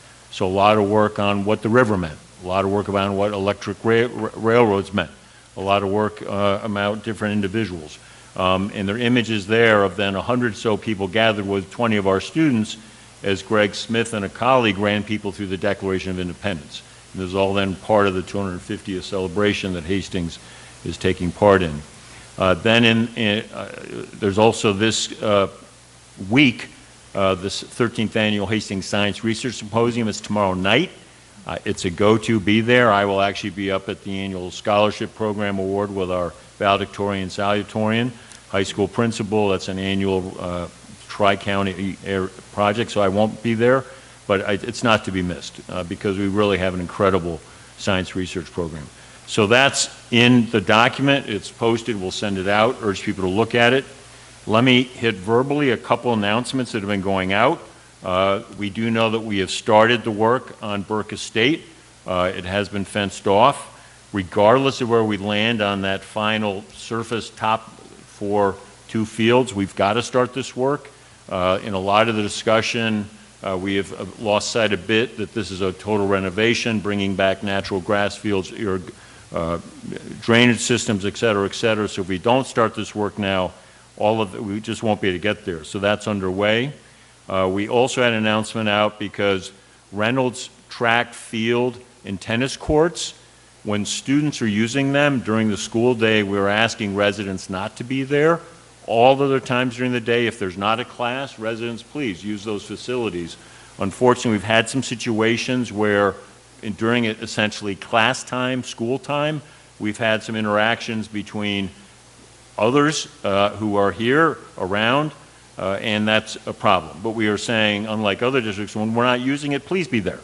So, but just during the day, if there's a class going on, we send out an announcement asking people not to use the track or the tennis courts if classes are going on. So we also will have another document out probably tomorrow or the next day with a more complete update on where we've been on the work on the Burke Estate and all the rest. So that's an update. But I did want to stress, final comment. With Burke Estate closed and fenced off, those students have used it as a path to school. We can't create special pathways through there. It's just not safe to do fenced off ways through. So there are ways to work around and walk around the Burke Estate, and that's what we're asking families to do. We had a number of emails today. I understand that, been writing back to them. We definitely had thought of this ahead of time. We did some double checking today with the construction manager and all the rest, but fencing off pathways through a construction site is not viable. So exactly, it's not a safe, and then other students walk to school other ways. We're just asking families to address it. I can't recommend a pathway per se, but we're giving heads up on this to the Hastings Police, working very closely with the village mayor, and we'll look at we'll keep an eye on it. So those are some celebratory updates. Go see the presentation, please, and then some more particular logistic updates. Yeah, thank you, Dr. McCursey. Questions or comments? Yeah. One other thing, posted in here is a very detailed document from Drew Wendell, Athletic Director, which should provide you the amount of it. This is for the planning for practices, trainings next fall, and also we're still working on lining up where the locations will be for matches and contests. Right. And that's all there in the record now, in the document posted. It's a draft, so it's changing. Maureen, did you want to add to that, or?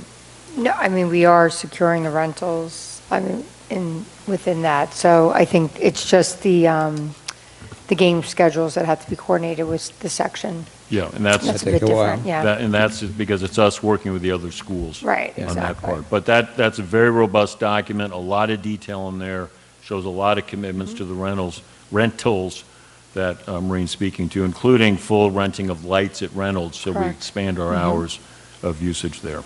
So, That's great. sorry. Thank you, Dr. McCarthy. Yeah, no, this is great, and I know there are a lot of families, the boosters and the coaches and the players that are really concerned about the fall sports. And so I'm looking at this, and it looks really great and detailed, but sort of what you're saying is that for those practice days, 1, 2, and 3, during the school days, like those Reynolds times, they will all be shifted, though, if they're games. So we're seeing practices there now, but we don't know if all those teams are having games, So- then where will they practice? Yes, so we have secured a few days a week at House of Sports. We're renting the turf field there. We're renting Tibbetts as well. And then we're also working with neighboring districts. So once, to your point, there's the practice schedule as contests or then games need to be played, then we would then shift those practices to like the off-site locations. Okay. Yeah. It's dovetailing that all. And also, there is a tension here. Some trainings for these sports, you don't need the full field to have high-quality Yeah. training. Some you do, a lot you don't. You can get a lot done. And actually, in a lot of these sports mentioned here, you want to really do more concentrated training. So we're paying attention to all of that. But there's immense detail here. We'll keep updating it, and particularly then as we know the contests and locations. Yes. Thank you. Thank you for the question. Moving on to report from Maureen Carballo, business official. Yes, so I'm going to add a little bit to what Bill had said. My update is around the capital projects. So I just wanted to clarify, there are not currently fencing up. The fencing is going to be completed by the end of this week. I was at the site earlier.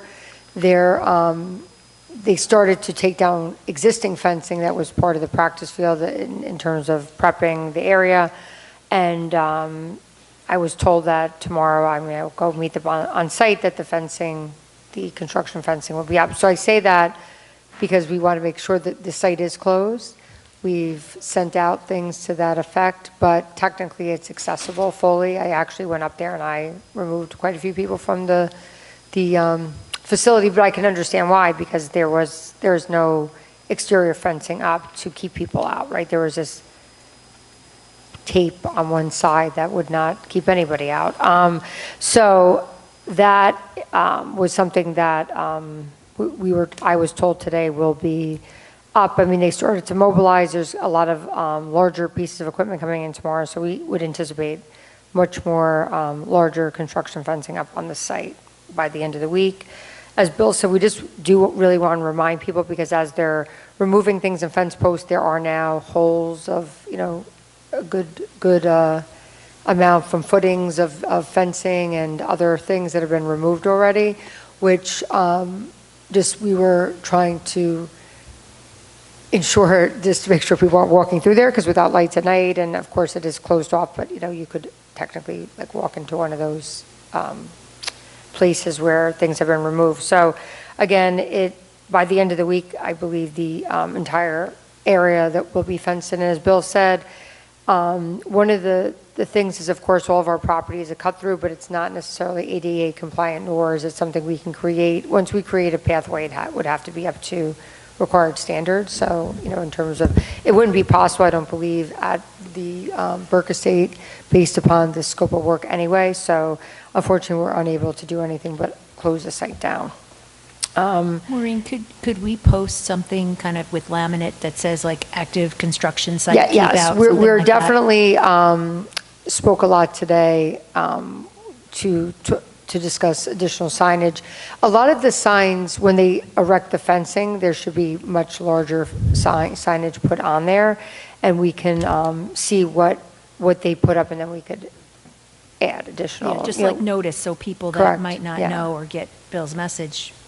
Correct, no. I think the fencing, that's why I just wanted to clarify, because we were under the impression it was going to be up, and then when I was told it was not yet up, I went over there in the afternoon, and then I did speak to the construction manager who said that, they'll be on site tomorrow and all the rest. So I say that so it's a mobilization, but, that's, I guess, just the way they went about it, that's what we were told, that it'll be, in the next few days, we'll see the construction fencing up. So I can see where there could be some confusion, even if people, maybe they didn't get the note, or if they did get the note. To Bill, to earlier point, if you don't see it in use, you don't really see much going on there, it's natural that you might just still walk on, oh, maybe, it's not starting for a few more days or something. So that's why when I went up, there was more so just to kind of say to people, oh, hey, we did start, so you really can't be up here because we don't want anyone to potentially go trip or something on some of a little bit of work that's occurred thus far. And because of that, I, just said to the security and the grounds crew, I may, depending on what occurs tomorrow, want to extend them to ensure that people aren't entering the property accidentally. I don't think it'd be even purposeful. I think it would just be, without fencing, may not, register to people that it's closed. So we'll be doing that until the fencing's up completely. Then in terms of the addition work at Hillside, Hillside at the Farragut Complex, that project did go to the state this week. It's been submitted to the state. So that's just the first kind of step of the permitting process. And again, we do anticipate right now the state is running at about 8 to 12 week turnaround time in terms of permitting a project. So that is, currently what the belief is that we'll be hearing back from the state in terms of, usually within a few weeks' time, they'll start to pose questions to the district and the architects to make sure that is moving right along. One of the items I wanted to mention, and I was just looking at our board agenda schedule. I know we've talked about having the architects back, and I mean, I don't need an answer right now, but I guess we want to discuss what would be the appropriate time to have that. And that's really to talk about the addition. They had come to you a few months back. We know that there was 3 different pricing exercises that were done since then.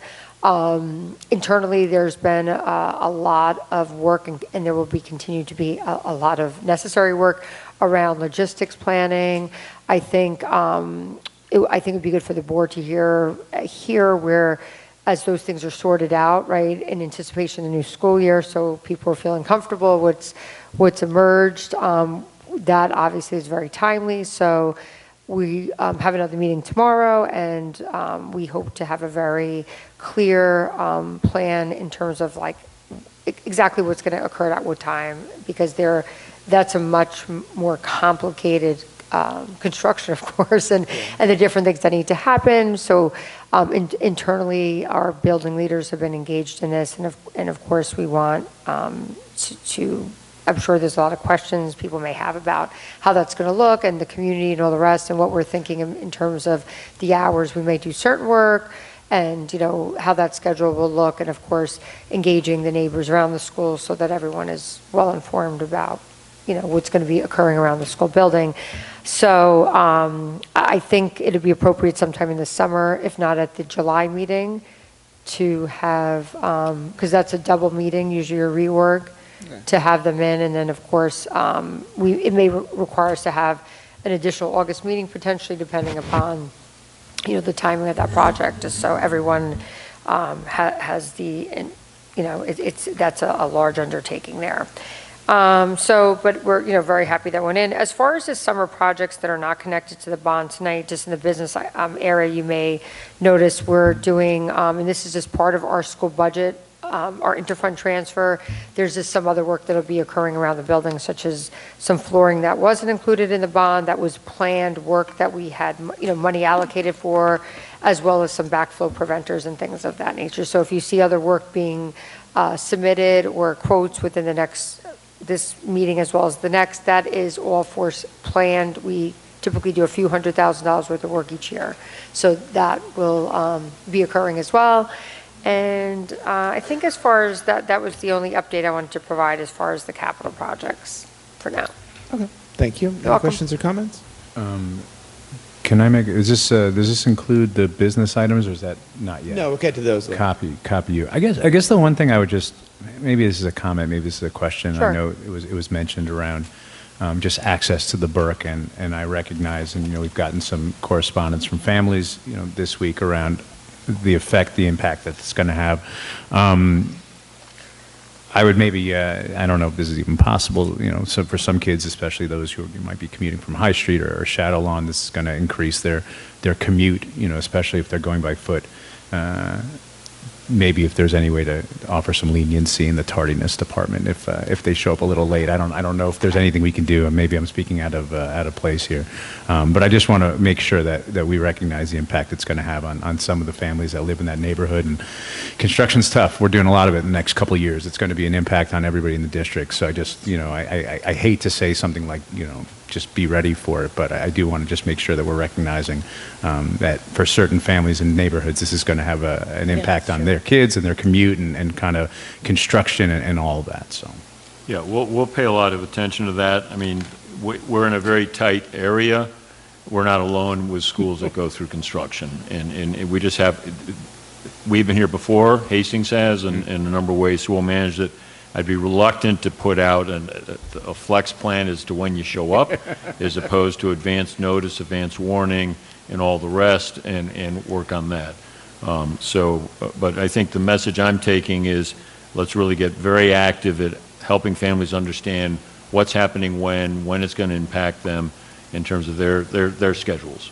We'll work on that. And just one thought, thinking about the different areas impacted. You mentioned collaborations with the mayor and the police. If kids are taking different routes that put them on a more active way, is there a way to partner there just to make sure that there's more people around? I'm just thinking about like that Olinda crossing, then up to. Do you know what I'm talking? Broadway to Olinda, that area is pretty dicey. Yeah, and just, I know there's some crossing guards there, but just if there's extra, even partnership with the village around this, I think would be really nice. Yeah, I almost kind of I agree. Like, just obviously it's a longer commute, right? And I grew up over by the Sawmill, right? So that was a long commute, to walk up the hill to Hillside or to. So I mean, just even thinking about it, having to either go out of the way to go down to the aqueduct to be safe, right? Because obviously, there's no sidewalks. Sidewalks on Broadway. So either walking down to the aqueduct or somehow, and I'm obviously not going to suggest that kids cut through properties that they're not allowed to cut through. But there aren't a lot of ways, besides just cutting through the aqueduct to get through to Farragut. And so that's going to be the hard part. But I agree with you completely. Like especially that area right there. Yeah, it's tough. Over by, and I think everything kind of north of Warren, between like Warren and Burnside, it's tricky. It's tricky over there. That's true. Thank you. Moving on to Assistant Superintendent for Curriculum and Instruction, Dr. Szymanski. Is there anything else you wanted to add? I wanted to make one quick remark. We chase things when there's a concern that's raised, and I wanted to follow up. There was some question around the extent to which there were novels in hands that students were experiencing. So I did some sleuthing to get more specific. So while I was able to confirm my own understanding, I wanted to just be specific about that. So here's an example of 7th grade reading. So the novels that they read over the course of the year: Fever 1793, historical fiction, multiple mystery novels, and then there were none: The Murder of Roger Ackroyd, Finding Mighty, The Hound of the Baskervilles, The Other Side of Dark. Those are done in literature circles and clubs. Monster, realistic fiction novel. And then in addition to that, there are lots of other types of genres that students are exposed to: classic plays, tragic comedies, historical fiction, nonfiction, short stories, various selections, plays, nonfiction database articles, realistic fiction, poetry, and then I missed some of these other novels too, Journey Book Club. So historical fiction, realistic fiction, historical fiction. So I think something might be getting lost in translation, and I have a hunch. And I know I did want to also give some examples in 6th grade, yearly read-alouds. They have the Misfits or Totally Joe, social justice book clubs, historical fiction book clubs, novels written in verse books, and then they have a class read. When I was sitting and having some conversations about this, I know This year was a bit of an anomaly with the flood and trying to be flexible and trying to make sure that there was physical access to text. So it made things a little bit different than in the past, but there is a very strong commitment to making sure there are real books in hands. And there was a wondering around the extent to which, again, uploading those PDFs to Google Classroom might be sending a message inadvertently that students are getting text digitally, because that's also totally true. They're getting them digitally, right? And that's a matter of just making sure that they have access in case they forget a book. So we're continuing to work through that. I just wanted to give some of the examples more specifically. But our teachers are extremely committed to analog versions of text, so I just wanted to highlight that. Thank you. Thank you. Questions, comments? No? We're going to open up for public comment. Melissa, you have a list? If people could just respect the 3-minute rule, we can hear the Law and Order, the ding. That's 3 minutes.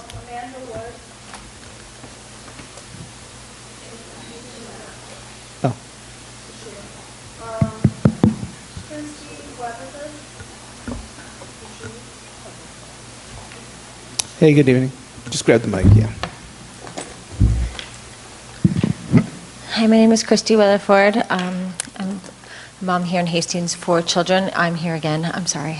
I'm very locked in on this, and I wanted to first thank Melissa so much for this presentation. I actually got a little emotional because I personally saw a lot of things that I and the parent groups that I have represented in various forums have asked for. And I really appreciated a lot of what I saw in there. I don't know if I can use my 3 minutes to tell you how happy I was with most of that plan. I wanted to just provide a few things that I have been ruminating on since your presentation, and I promise to follow up with more comments once our group has digested. I do have regular contact and avenues of getting that feedback up to you in the technology committee, and so I will do that in an appropriate way. And then, but there's just a few things I think that were part of the discourse that might be helpful. Some of the concerns with Hillside currently remain around YouTube and ads on the smart boards. So one specific request, and I know I appreciate so much the budgetary commitment that you have made to technology and changing this situation. So that would be a meaningful budgetary need to maybe get a paid education account. Specifically for Hillside, it's just a very young demographic. They're doing a lot of movement breaks, and the algorithms are really sophisticated and targeting children in ways that are very inappropriate. And I'm here to represent a younger cohort. We are very adverse to the screens, and the targeting has become more sophisticated, and so you will find a lot of families have no or very, very low screens. So when they hear their children coming home and talking about the weird ad that they saw or the weird song that they're singing, and they start asking, it makes everyone very uncomfortable. So that has been one thing that has stood out from the Hillside. But to Bill's point, I was part of that group that advocated 2 years ago, and we were very happy with that presentation that Hillside put together. And one specific ask that we have is that that is extrapolated out to the other bands. We really want that band by band, not just K through 4. We want to know what technology is being used, by what grade, and how much of it, and why. And I know it's harder. It's harder in the middle school, and it's harder in high school. One thing that, hearing the high schoolers talk about their experiences, again, I think that this is a big shift in how parents are viewing technology for their children, and there might be a way to phase in these changes with technology and the relationship with technology as these grades are going up, because you do have a population of kids who have been digital natives and been on it, and it was normalized in the pandemic in a way that some of the younger children, it's not. So that might also be an appropriate strategy, that some of these changes are maybe rolled out as these kids age up through. Rather than punishing everyone. Thank you very much. Thank you. Thank you. Gets me every time. Hey, good evening.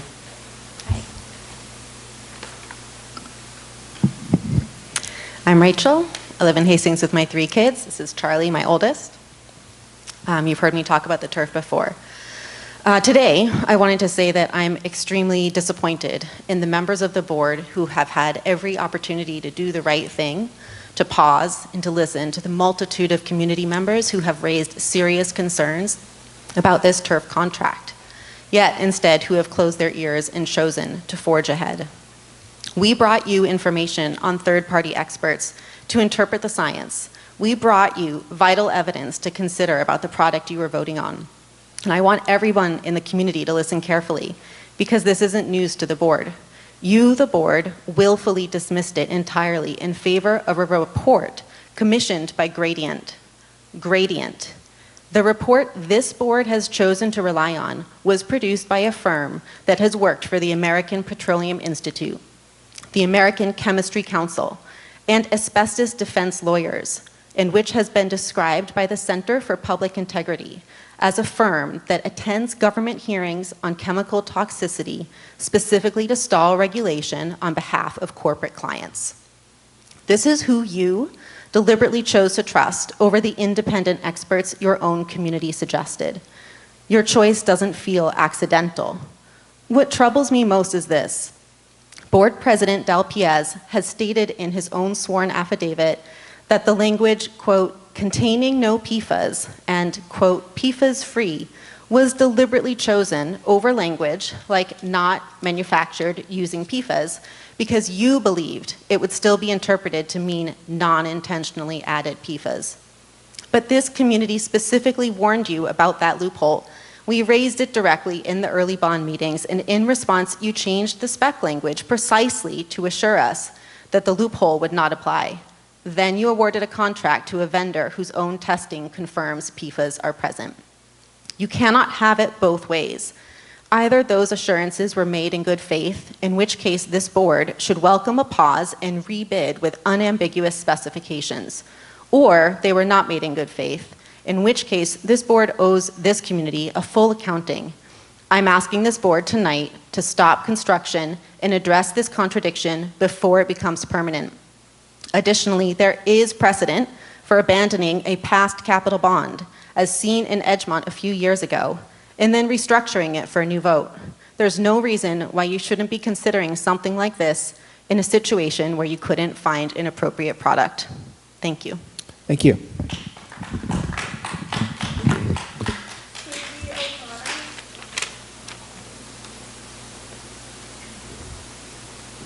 Hey, good evening. Hi, good evening. I'm Susie O'Connor. I have Just, two kids just in grab the district. mic. Yeah, you can take it out. Yeah, you can take it out. Like this? Can you hear me? Not really. It's got to be pretty close to your mouth. Oh, I'll just come closer. Is that Yeah. better? Yeah. Hi, I'm Susie O'Connor. I have two kids in the district, including an 11-year-old. I live in Shadow Lawn. My kids use the Burke to get back and forth to school every day. I was surprised to learn today, for the first time, that the Burke was going to be closed as part of this construction project. We had never heard that. And in fact, the general consensus in the community, what I had heard from friends, was don't worry, the Burke Pass will be open. So people were understanding that message.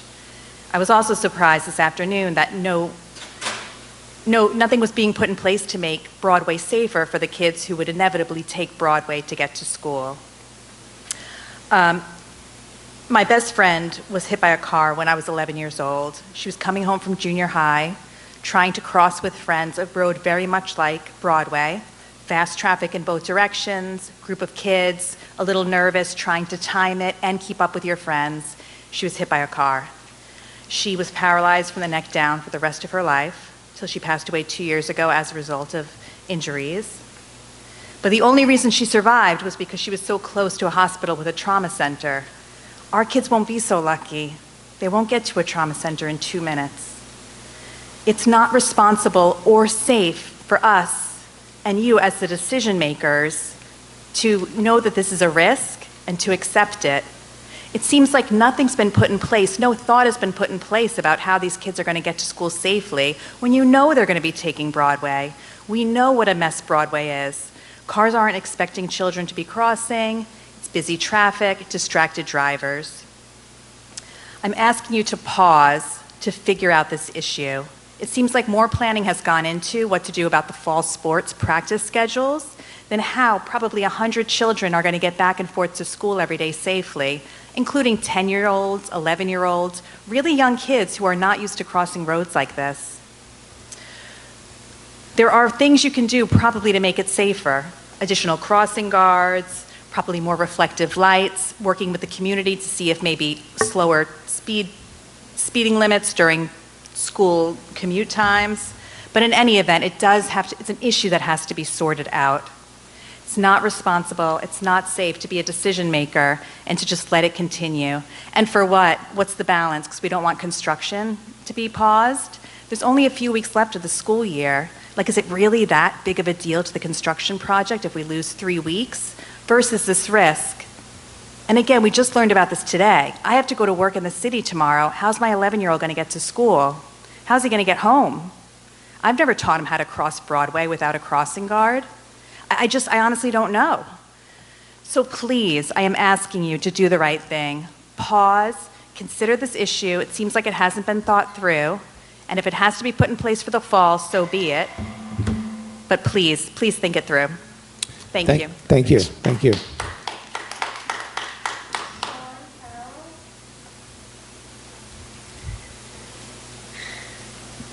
Hi, good evening. So similar. You can take it out if it's easier. Yeah. Similar thing. My first time here, I didn't realize we speak and get no response, which is slightly alarming. But after listening to the last two women speak, I think it'd be somewhat embarrassing for you guys to listen to that and not have a response. Earlier today, you mentioned. I know we emailed multiple times, Bill. You didn't respond to my last one, which okay, that's fine. But you mentioned when you originally did this, you had a response, you had a plan in place. We still don't know that plan. So I don't know how you could say that. You heard David here talk about how there is no sidewalk on Broadway, even though the guy running the project told my wife this morning the kids should just walk down Broadway because there's a sidewalk. So clearly he didn't know that. We don't have a plan. What is the plan? How can you guys ask us to send our kids down the busiest road in the town? Kids who are like, they're talking to their buddies. Like, I walk my dog down that road just to get to Draper because that's where she wants to go. There are multiple times I don't feel comfortable with my dog. I'm an adult. I know cars are coming. I try to keep people to the right. There's not enough space. So if this is your plan until December, what is the plan? What happens when the snow starts? What happens when things get colder, when leaves are on the ground? All we asked for was a plan. You claim there was a plan, yet we haven't heard one. So can someone at least respond to us tonight and give us something? Well, we don't respond actively in the moment, but we're listening. And so do I have to wait 2 weeks to get an email response? No, I'm not saying that. I'm saying, which my kids have to sneak through figure out a way to I definitely hear what you're saying, and we absolutely all hear what you're saying. With the but earlier today we heard that we were aware of this problem. We actually had a neighbor who couldn't stay that long. She brought this up April 22nd in this very room. Never heard a response. So why is the project started without us actually having a plan of how the kids are supposed to walk to school? What I can tell you is that when you come and speak, we're all actively listening, and this stuff gets discussed immediately. April 22nd, someone did the same thing. I'm not familiar with what you're describing, but what I'm saying is we are, me personally here, making notes on what everybody has said, and we'll follow up. We'll take it seriously. Hopefully that happens. We'll see. Thank you. Thank you.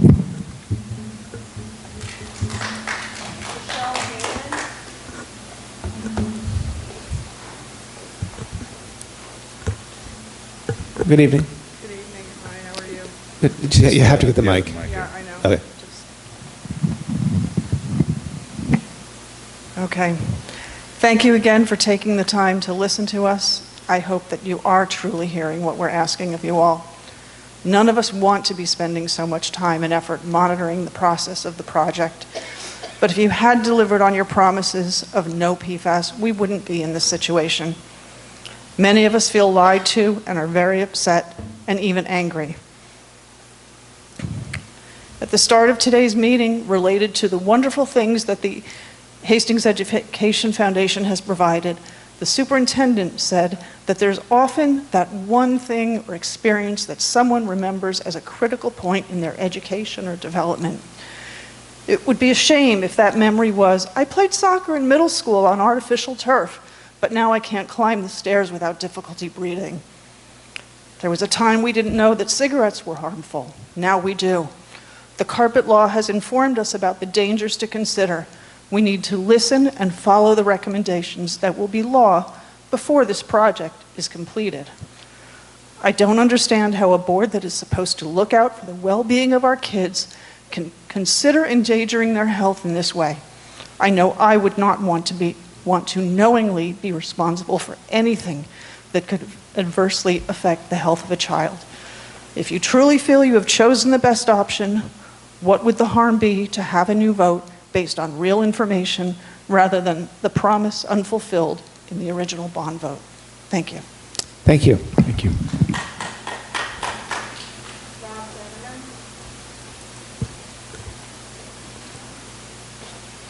Hey, good evening. So there's been some conflict between the district and a few community members about Prop 3 of the capital bond from last year. There's claims that the board is not living up to their word. That is, that the board and administration has stayed consistent that these fields, that these turf fields are manufactured without PFAs, and they have abided by that by all measures of the law. As well, the board has fought hard to make this turf one of the most environmentally friendly and organic fields in the area. Our athletes will be safer because of that effort. As a student and an athlete at Hastings High, I wholeheartedly support this turf and thank the district for their commitment to safety and honesty throughout this process. Thank you. Thank you. Okay, thank you all for attending and for being patient while we went through the other material. Moving back to business items. Are there any questions or comments regarding business items 1 through 6?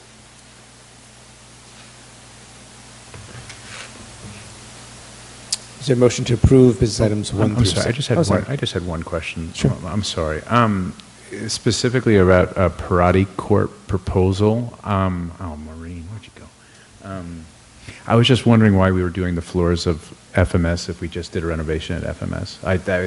It's not a, I was curious about that because I know we just did a big renovation. Why we're doing the floors again? Or are these new floors? I mean, when Maureen comes on, I mean, I can speak to this. It's, as often happens in some projects, the quality isn't what was necessary, so we're rightly coming back to fix it. Got it. And address it. Makes sense. And so that's, and we're doing it once we're out of session. So we can put the business items aside momentarily. We'll move on, wait for Maureen to get back if you want a better, not better, sorry, but a more complete. I mean, I'm assuming it needs, the new floors in FMS need to happen. Right? No, I'm saying we can put it just for the moment. Okay. We can go down. When she comes back. I mean, it's circling back in on portions and parts of the wing. What the installation wasn't to the standard that the contractors and us felt it should be. So we're coming back on that. Would you like to hear from Maureen as well, or we can just? We're not paying for something twice, though, right? Let's move on, and then we'll come back to this business items momentarily. So let's move to placement and services for CSE and CPSE. Are there any questions or comments regarding placement and services for CSE and CPSE? No? Is there a motion to approve our placement and services for CSE and CPSE? So moved. Is there a second? Second. All in favor? Aye. Aye. Thank you. Moving to personnel, as a consent agenda, are there any questions or comments regarding our appointments or amendments? I did have a question about appointments. I've heard from some community members concerned that sometimes our appointments, there are a lot of relatives of community members appointed, relatives sometimes of board members appointed, and I think the community would love to hear about the process we use to keep everything transparent and clear, because I know we are using processes, but I think people haven't heard about them recently. So if you could just hear, now that Maureen's back, but I was also looking to you too, like, what are the district policies and procedures over hiring, and how do people recuse themselves if it's family members and whatnot? Do you want to handle that one or go back to the business first? Which do you want? Doesn't matter. Well, I think any appointment, if there's a family member involved, they're not in that direct hiring decision at all, and they're all recommended to the superintendent. So that's the process used there. And any employee, and it depends on the role in the organization as to the extent of things. So teacher appointment, they're a separate faculty committee is reviewing, goes through that process. If they then, in a competitive process, have that right, they move all the way up to the assistant super and super. And there's no relations with any of those at that point. Yes, there are some family members, but those parents are not part of the process at all. I think that's what the community members need to hear. Yeah, I that mean, there's at the end of the day, line. at the end of the day, all of the hiring and all that, ultimately, we recommend to you witness these votes, and that recommendation is coming through the superintendent. And we're very, very cautious whenever there's a family relationship. And I think if we have qualified people and the family want to work here, I think it's a plus. Oh, absolutely. But I also think that's why it's just important for the community to know what our rules and regulations are about that, because it actually would hurt the family member most, right? So you're just making it very clear. I think keeps it clean for everyone. I think I'd rather have you ask it so we can be very explicit that I think hired through the processes where there's independent review and checking in on all of the things we do for any employee,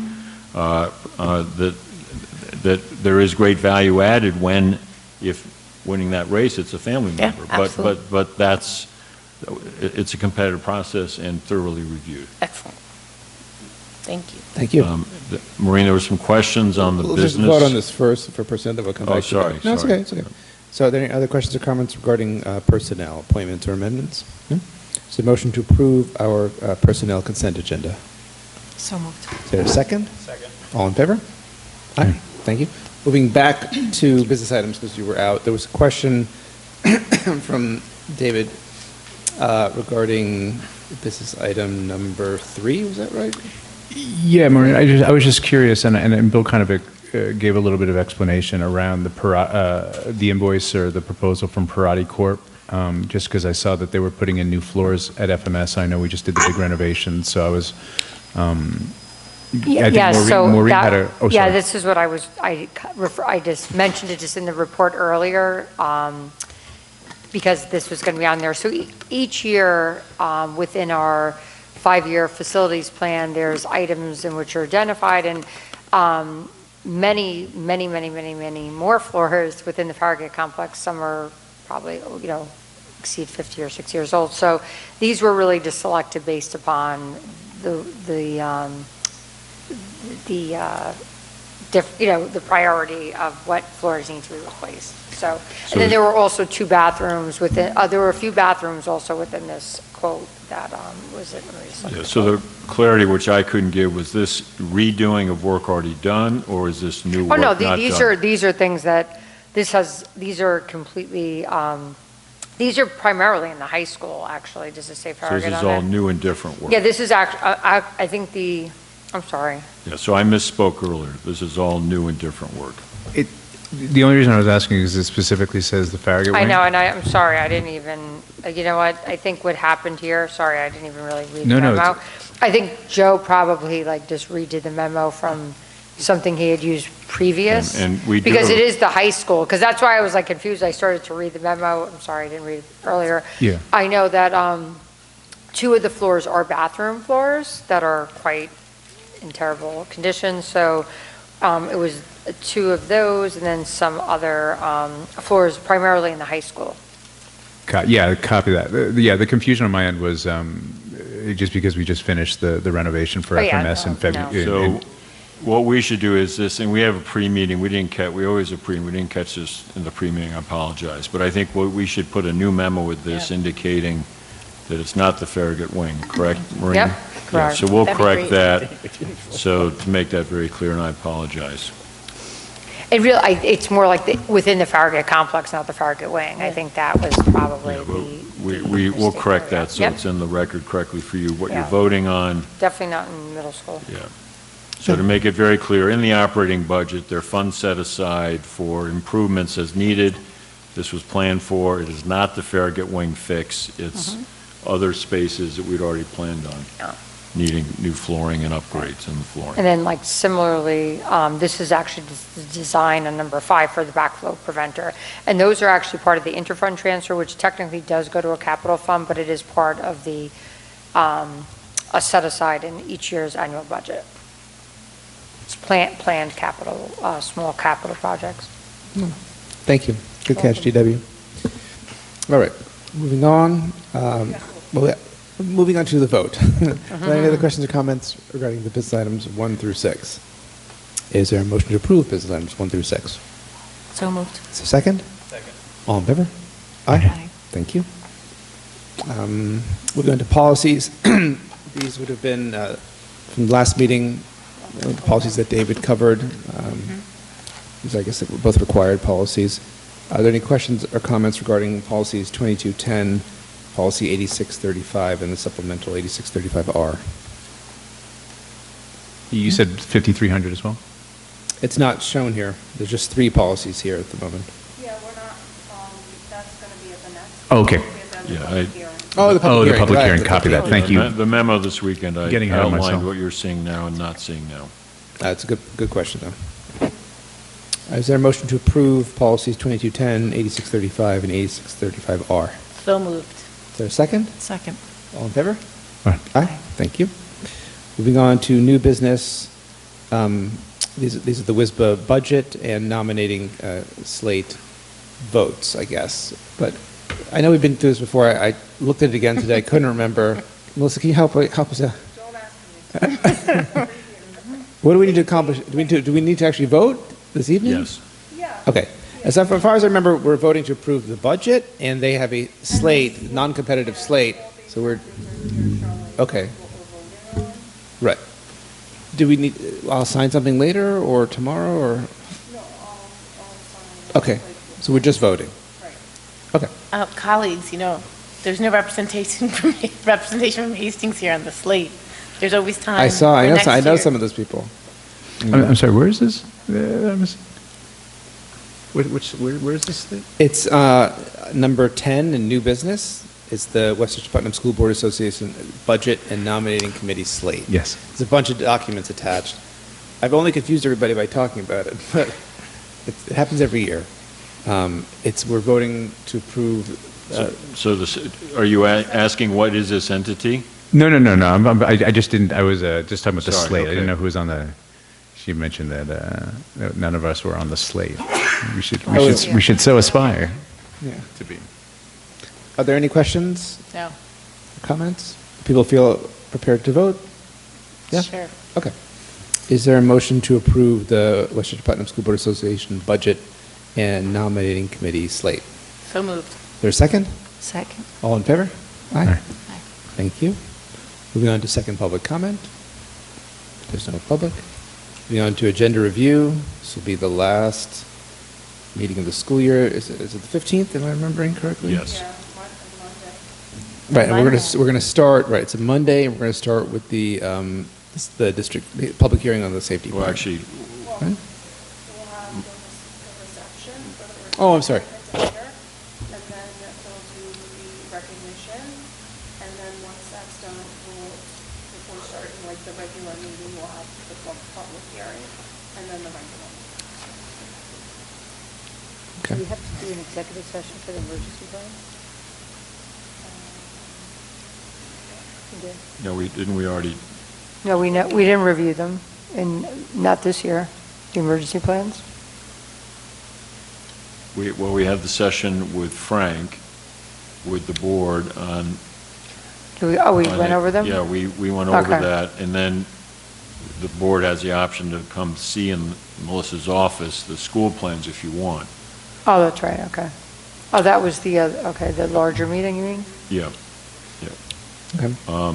Yeah, and the reason we want to do the celebration of the retirees, the 10-year, do that, then the public hearing, we don't know, we don't tend to have a lot of comment. Of course, now there'll be 50 people here given I said that, which is, that's the right, and then go into the regular meeting. So we don't have your people getting celebrated waiting for a public Right, hearing. of course not, yeah. Yeah. No, I didn't mean that night, because actually we're a little bit ahead of the game with the security plans this year. Like if they needed one, they could always have one after the fact. Oh, okay. Yeah. Great. Yeah. So then the only thing came up from, very good point from Maureen about Prop 2 and those details. We should probably plan ahead. I mean, you have the July 14 meeting. I don't know if you nailed that down, because I know there was some concern. I mean, you have a few board members away, not available. Or we could just look for a date in July, August, if it works better. I mean, Well, the 14th is just the reorg, so we don't. usually we have a business meeting attached to it, because we always have All right, so things. let's poll for August then. Yeah, we can do that tomorrow. Jody's on Sure. here. Okay. Yeah, just so we can let the internal team know. I think it's fine. I just Okay. think it's important to have one prior, just so, Okay. I would probably try to do not late August before school starts. I think it's good to have something, before. Is there anything with the work that's affected by that, Maureen? Is this more of an update to the board and through the board to the community? I think More that, of the yes. update. I think it's that. Yeah. I think there's definitely updates to the work since the last time you saw so it, so whether just to it's- be clear on what to expect and All then. right, so maybe it makes sense, and instead of, whether it's July or August becomes immaterial. Yeah, no, That's exactly. it. No, it could be All right, August. okay. So I think probably August. Yeah. I mean, sounds good to me.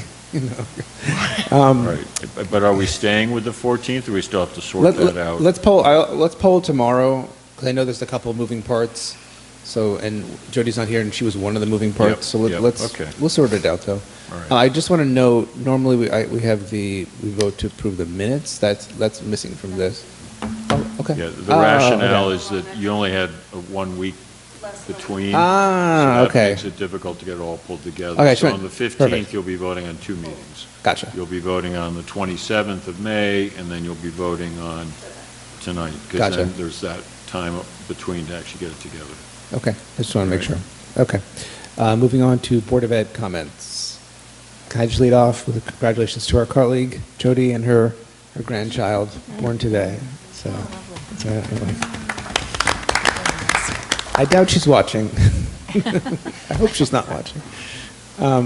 Any Board of Ed comments? Can we talk a little bit about the pathway for students that are Yep. coming from Shadow line. south of the Burke Estate? What was the plan to shuffle students that do cut through? There's a lot of community cut-throughs, but Burke was definitely the main cut-through. So the alternate is Broadway, and it's not safe. I think 3 of us live in that community where students would be walking. So I would just like to know, it's not feasible for people to go down High all the way to Farragut and cut that way. So does the mayor have any input on maybe putting up some temporary guardrails along Broadway Cone. while construct? What is the process that we're going to take here? Yeah, well, I think we had an approach which was, and it's not going to work to run a path, through the construction Right. site in any spot.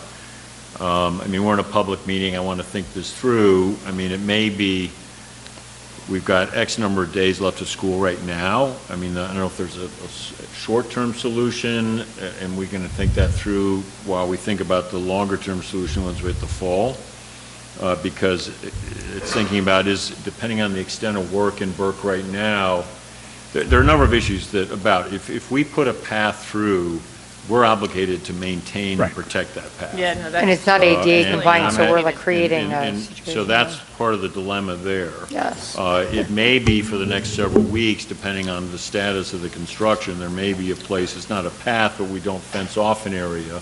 So at Mhm. least now, between now and the last day of school, we are allowing passage through there. That gives us time to figure out the other solution. Because the other thing is, once we then say, go down Broadway, I'm doing this hypothetically. If I say go down Broadway and God forbid something happens, we're there's a accountable. liability issue. Right. It's really complicated. And that's come both from legal, the mayor, and the chief. That doesn't mean we don't come up with a solution, though. So what, the light bulb went on here, but I got to go back and we'll have to figure out with the CMs, at least between now and June 26th, can we at least provide some place that still construction's not delayed, but gives us time to figure this out, and then working with the village over the summer on what are the ways to get there by not going through Burke. The alternative is we're working, it's a real-time issue. We're taking it very seriously. I've had email exchange with a number of the people mentioned here. Still working on a solution. But, Maureen and I are going to have to put our heads together with the CMs and then figure the construction man. But this can't go into effect for tomorrow because it's Tuesday. At least we have to stay with the walking paths for the rest of the week. Well, I guess I know we got to work on it, and I know we got to figure it out. So I Right, think, but families, based on your communication today, feel like tomorrow a change is going to happen. So families, I think, need to be communicated with tonight that children may continue to walk in the Burke Estate for the rest of the week. Please stay tuned. We're working diligently on a plan. Or we're sticking with your communication that you already sent out, which does not work for our community. So I would just add another perspective, and I understand that maybe this might be a little bit of a Homer kind of thing. I know there are lots of different ways to get from Shadow Lawn, and again, I'm not suggesting that, but I know for families that live kind of towards the eastern part of Burnside, they cut through over on Saunders Street, over to Farragut, and then walk down. So I know that obviously for families that live closer to Broadway, there's that option, that I know a lot of kids do that. I would talk to your neighbors. I also know that I believe there are ways to get over to the aqueduct. The aqueduct is out of the way. You'd have to cut through the condos down there. Totally. And then, so you're crossing Broadway where it's two ways, where it splits, and then you're cutting through a private condo community, and then you're cutting back up towards, talking about late, that's just going to make kids even later, I believe. Yeah. I understand that argument. I'm also going to offer a counter that, with the exception of the unincorporated Greenberg parts of Hastings, the longest any child, assuming they're fleet of foot, but let's just say they're going to walk a 25-minute mile, right? We're talking most likely about, again, I don't want to say that this isn't important. It's not going to be a nuisance. It is. You're probably talking about a 7 or 8 minute difference in their commute. If it's safe. Right, if it's safe, and I wouldn't offer it. I think there are ways to do this, and again, it's not like our official position to do this, but I know that for kids who live up on High Street, for kids who live, again, at the end of Burnside or in kind of the farther east parts of Shadow Lawn or up on High Street, there are ways to get through that they've been doing for years. But I understand that for kids who live close to Broadway, who rely on cutting through the Burke, this is 100% going to be a disruption. So this isn't the first time we've done work at Burke in the past? Right, when we had a we've similar closed situation. it, and we closed Reynolds its in entirety too, Yeah, when yeah. we did the work. I mean, the one thing I think, to Bill's earlier point, I think we do circle back to the village to see if there's any support they could provide. And the other thing, and again, we do definitely hear the parents' concerns, but in terms of Broadway, I mean, we do have a lot of children who live Walburton and Washington and in parts of town and South Side and all the rest, and they do cross Broadway every day, they're crossing at that place. So we have, unfortunately, a lot of places in Hastings, and I was on a committee for years for safe routes to school, and that's the challenge. There's not a lot of sidewalks here. So in Rosedale, and there's so many areas that are James Street is extremely, in my opinion, extremely dangerous. So I say that not to lessen, but I just want to also be thoughtful that we do have hundreds of children that do not receive transportation that live on South Side and down Warburton Avenue toward Yonkers border, and they're walking every day, and they do cross that street. So I just want to be mindful of whatever we do. We have to think of all of our students and, what their current commuting, and also all the students who live, what is the condo complex on Jackson? Clarewood, they have to walk. I mean, I have parents that once their child's above 5th grade, not even 5th grade, they're not even eligible, and they walk, because they call me and to say my child walks that, and I go to work and all the rest. So I say that I think we have a larger challenge, but I think we speak to the police to see what can potentially, help us or, come up with a solution together to either, the barriers. I don't know if any of that's possible, but maybe there is a way to kind of put some temporary barriers up, Yeah, I you mean, know, like Or a few construction more barriers. crossing guards. But again, to your I point, like the barriers, I mean. has to be Yeah, the like village. temporary barriers along I Broadway. think that one feels feasible to me, but I'm sorry to interrupt you, but even if the school district, we have to get approval, because it's not our road. to Right, put them it's a on, state- so it's a I state think- road. Yeah, I think it would be It's a willingness from our that's terrible, perspective to though, do that it's it, a you know? state road. Broadway is a state put road. The something reason on that the there's no side, though. sidewalks on Broadway is because Broadway. The part, I will Oh, say yeah. that Broadway Take it is all a the way to lot Albany. better than it had been previously. put in that Because it 12 was or only, 12 it inch. was a two-lane road up Yeah. until Yeah. like We can't 8 do years that ago, right and then it was even, I mean, that's the only benefit now, it's a little wider, but I know the area in which, when you get closer to Olinda, there is just that little, like, narrowing right there, because I would say up Yeah. until that point, it's really just those Kids two normally go up the houses on the path to corner Hop that View. are, in my opinion, and that's why I'm always surprised that there's a Beeline bus stop right there too, which So is Maureen, shocking to me. Since we're digging into this Yeah. tonight, we're getting very managerial. The note that went out, concern, and I've heard from 3 people. They were all at the mic tonight. And so as Maureen says, we've got hundreds of people navigating this anyway already. So I don't have a clear sense of the real problem. I'm being highly respectful. Yeah. And so I also know everyday manages on construction. And it ain't about the turf. It's about that total, I mean, if you were going to put natural grass down, we have to start today. You know, if we weren't even in the turf conversation. You know, so that's what we have to keep in mind. I don't know if there is some flex the next couple of days with where the fencing is. Yeah, that's what I want to see. I want to get out on the site And tomorrow and see what's I'm not- happening with the everyone fence. knows here, I'm at Burke all the time, but I can't envision what the pathways are. I the kids can't are either. using. I know, So that's, I walk through part there of a lot. So, meaning Go ahead. I'm on there for athletic contests You're on the lower? constantly. I know it by the back of my hand, but I don't know, are So- they coming all the way through? So I'm on the these middle? side trails with my Are they dog all coming the up time. side? So you have, in my opinion, there's 3 ways that kids could walk from Burnside, from that area. You could walk through the marshlands, never touch Broadway. correct. You can straddle the exterior of Burke and hit That's not Farragut gonna be fenced in. where the That won't be skate fenced park is going to be that way. Yeah, that's the You way. can cut right through the middle of Burke and go that way, or you can touch Broadway for a minute, you can walk through the marshland, and on that western Yeah. side behind where the first house, Yeah. there's a little cut through that It's a way too. Hopkey. Where the retention bin is going to be. Oh, you can go through Hopkins. yeah. Right. So I'm curious where the fencing is now and where we could possibly I will delay say the there won't be fencing. fencing up that, what I would call the cross-country path. That will not be, it'll stop probably, like if you can imagine where the practice field is.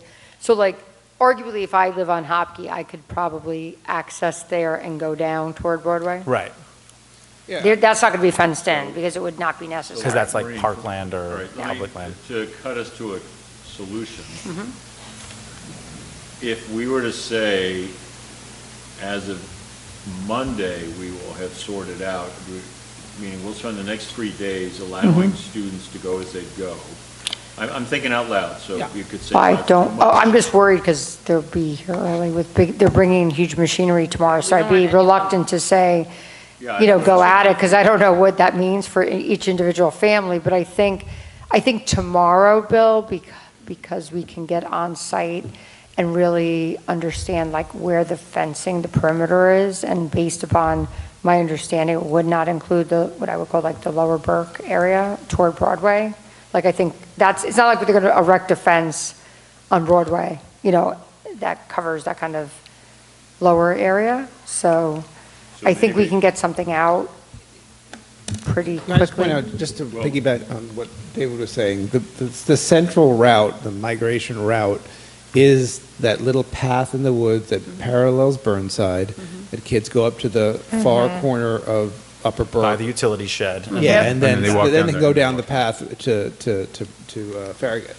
That I don't route. think, I think it's more about almost not, like, I think that would be not accessible. I think kind of Hugging the Broadway. other way, like the Hopkey I might be think that- the route. For the sake of our conversation right now, these paths and like that doesn't have to happen necessarily in this public meeting. But what is important is I as a mom of an 11-year-old, having heard a mom talk about her 11-year-old walking to school and her inability to teach her child by tomorrow a new way for her child to walk to school, that's incredibly stressing and scary. We cannot change the route of those walkers for tomorrow. Maybe we can say, we're working on it, please teach your child another route over the weekend. Or take a longer route for the next couple of days.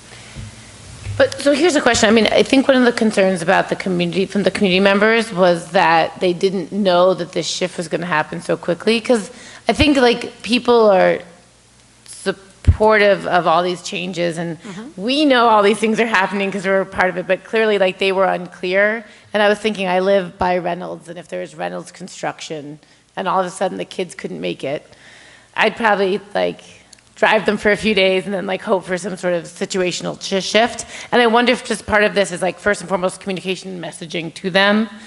Did a letter go out to those communities that would be impacted? Yeah, as of the 22nd, we said June 1, and so this wasn't the first time we said June 1, but it's also when you really... I know, when do you really pay attention? Yeah. Tightened it down and focused it. So a letter did go out on April 22nd or May 22nd? It went out to everyone that the renovation was going to continue. And did it speak to walking paths, or it just talked about It just renovation? said Burke would be closed, and then... I think they probably didn't think Burke being closed meant that the access paths would be closed. Or they didn't read it because people are busy. You know, like all the different pieces. Next one out. I mean, that's all part of it, right? So it's a communication. Could we, I know you said heavy machinery is coming in, and we can... That's what I was told today, that We don't want them they're to- going to be dry. And again, they're kind of 7 to 8, that's kind of when they're. Because That's we when could, they we could come think in, about yeah. plans for the next couple of weeks where we have some juniors and seniors that are walking with middle schoolers, or we can think of something like that. That's not really the solution, I think, but is there a way to allow the next day or two? I know we don't want to delay access to this heavy machinery, it's all scheduled, it's all timed. What time is the machinery coming? I mean, honestly, other than being, when I was out at the site, when I called the construction manager from the site, being told that, now again, I'm just assuming, because not knowing that this conversation was going to occur, that would mean they would be delivering that, because again, they're not going to come in around a trafficy time when they bring in things such as that, so I would usually anticipate like early in the morning, 7, 8 o'clock, because they really Either don't come to before the site. arrival or at. Correct. They're going to be, and that's already, I mean, again, that's what I was told. So I think I think the parents, as Bill said, I think that they are currently aware, and again, there may be some ways, knowing that there isn't fencing up, that they may, on the Still exterior, go. come out. I just do not want them to come down that pathway, because the driveway, that's where everything is coming up, right? But I do think by tomorrow, we have a lot of our construction meetings are always scheduled for Wednesday, plus we're going to be on site. I think we'll be able to provide a much better, we'll have a better understanding of fencing and all the rest, and we can kind of just be able at least to share with people where the fencing will be, so that can kind of give them an understanding of where it won't be. And then they can use that, decision-making. Did the contractor give you, like, what's the contractor's plan for disruption, I guess? Do they have a plan for it? For disruption of the... When the work started? Or, I mean, because we always knew that it would be June, and there would Correct. be a few weeks left to school. Do they have a plan? Well, I think a walking they plan? understood they were, they said we were going to have the whole site. I think that was the conversation was, when do sports end? I mean, it's been focused more, which again, makes sense. They're not necessarily thinking of it as like a Because people cut could through. drive, right? And honestly, a lot of districts have like full transportation, like not saying we do, obviously we don't, but as you may know, like Ardsley or Irvington transports everybody middle school through high school, no matter where you live. So, from a contractor standpoint, they may not have, nor was, I'll be honest with you, I think we were focusing just more on the schedule of the youth Right. and graduation, all the rest. It probably Sports, yeah. wasn't as heavily contemplated. I don't think I'll be we honest can with you. have I know it seems incredibly inconvenient, but even if it's one child, we can't. I think we have to be careful, Yeah. Sorry. What? Be careful of? I feel like our role as board members is to encourage different types of communication, ensure safety, but we can't I don't know, like, Yeah, I mean, I want to. weird governance, not managerial, is like, that's the fine line that I'm always thinking about. Yeah, from the first thing this morning, and we've been working hard on what do we do with this. The first was get a notice out, it's closed, with tight notice. Had several families react. We have a lot of other families in that area that, okay, they can manage and work with this.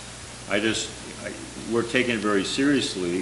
I think it's then figuring out how do you keep the work going and also not create some issues. So I think part of it is figuring out where the fencing is going to be, sort that out, and that gives us clarity on what would be alternatives. I'm just, and I actually just checked it, I texted Kevin and John right now, is it coming in the heavy equipment tomorrow? Yeah, that's what Kevin told me I'm about. just saying, if they'll get back to us.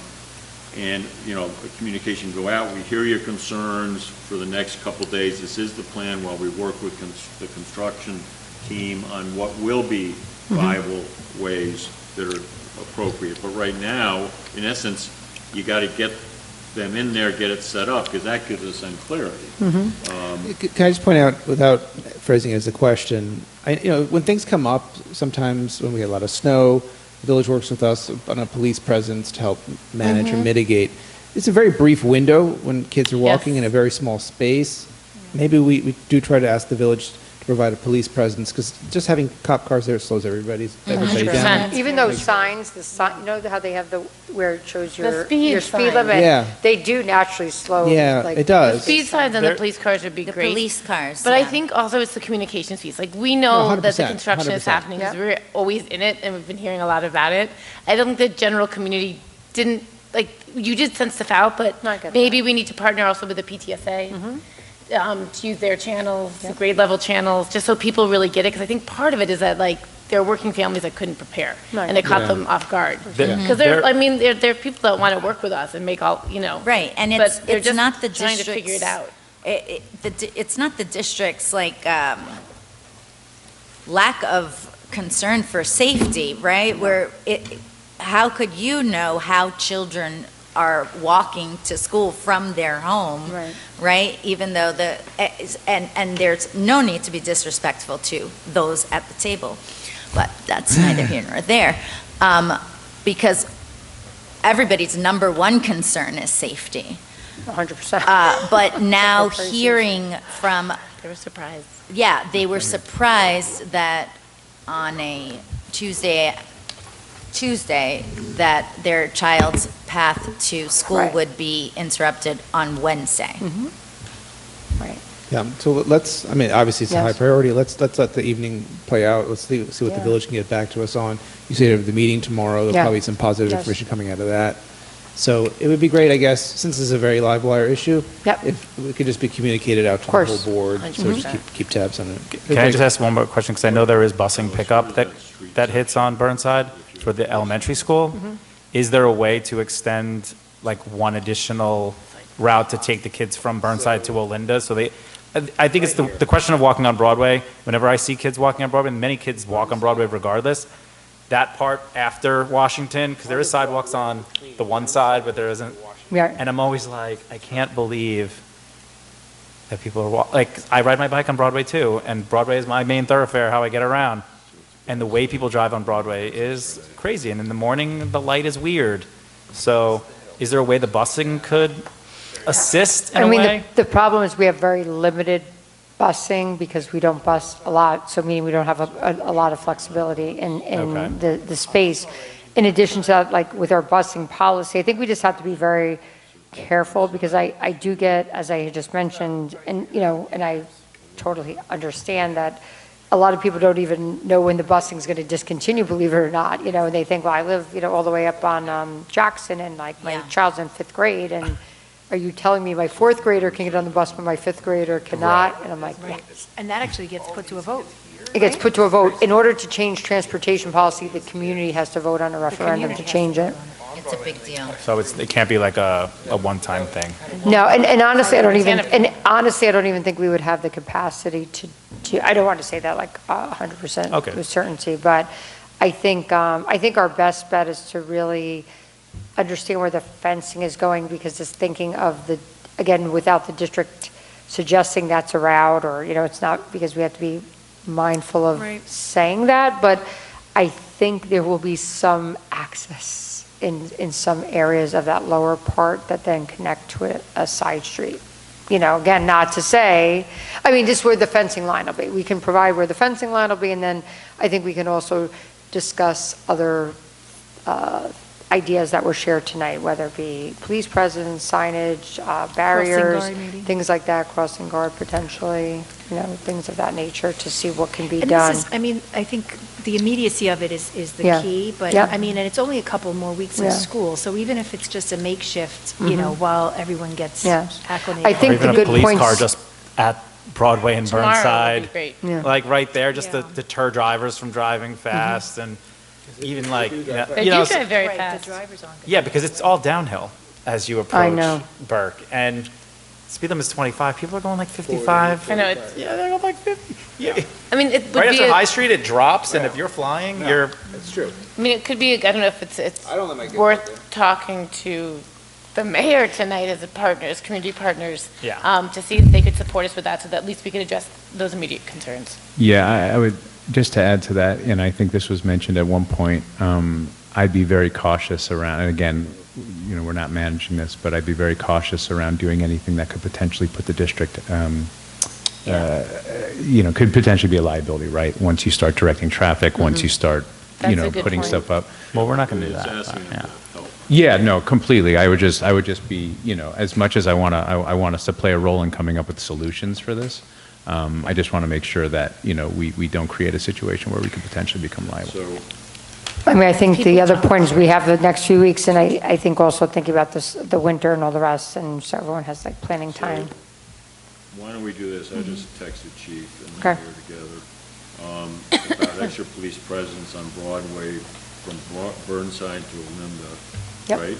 Yeah. Yep. And then if he gets back and says, even if he has a car there, we could, Melissa, I'm sorry, we could do a quick blast, 3 sentences to say, you know, Burke Estate is still closed down, but the access, well, police presence, well, I'll figure out something to say. Mhm. And then meanwhile, working on the solution. Once all the fencing is up, we'll have an understanding of what we can communicate Right. around. I think if it was up, it potential would be almost easier right now to speak about it. I think that's, Yeah. you know, I'm pretty confident that it will be. I think the two-part communication will be good. When is the fencing complete? Well, today, you know, we were under the understanding it was like beginning, and it really, when I went, I did not see what I thought I would see, so I was told that in the next couple of days that it would be there. Because I think we could do, like, I mean, for us that maybe live near, that we could do our own independent. I looked log. today and I didn't see it. I was like. I saw some partial fencing, and then I was like, oh, that's where it stops. You know? Well, yeah, well, and some of that was there because it's our own fencing that we use for athletics, but there was some caution tape and some other things, so I was like, well, that won't stop anybody, you know, even a fence would be tricky. But, I think yeah, that, like, so the community again, will figure it tomorrow out we once will the have a fencing is up. very, Yeah. Helps to know where you can actually go. I just, again, not that the whole state right now, I mean, technically, I'm sure, as we saw, a lot of kids, rightfully so, there was nothing, they did walk home through there. I know that, because we saw them go, and then there were other non-students up there too, who were playing Ne- baseball. never But it was did. fine, it was just, you know, that didn't know, there was nothing there to stop them. These children are industrious, our young yellow No, I jackets. just was worried about like the little, I'm like, oh, I just don't want them to go near that area right now. All right. Oh, what happened? My goodness. Is it right? The table collapsed on me. Oh, did it? Okay. Oh, wait, it happened. Is there anything you would want sent out tonight to clarify, or Me? just write it out? I think write it out, because I think we need to get information on, And if I hear back from Keith, I know we have to move the executive session. which we can Oh, do God, I efficient on. forgot about that. It's a FYI, really. It's not long. Okay. What? Executive session. You didn't know, DW? I did not curse. Let's do it. 9 o'clock at night, landing something. I make a motion to close the meeting and move to executive session. You're not allowed to do that, David. You can motion it. So, well, I was going to ask, if there are no more board comments, If we shut everything off, we can stay in here. and then- rules, I can 100%. yeah, he can. Well, so, thank you. Thank you. So, Thanks. is there a motion to adjourn our meeting? So moved. All in favor? I would need Joe Aye. and the security. And is there a guy motion talk to about move it, into talk executive? about- So So moved. Everyone has to Second. go. We can't be in here. We have to Oh, that's true. You need to go. custodians and. Yes.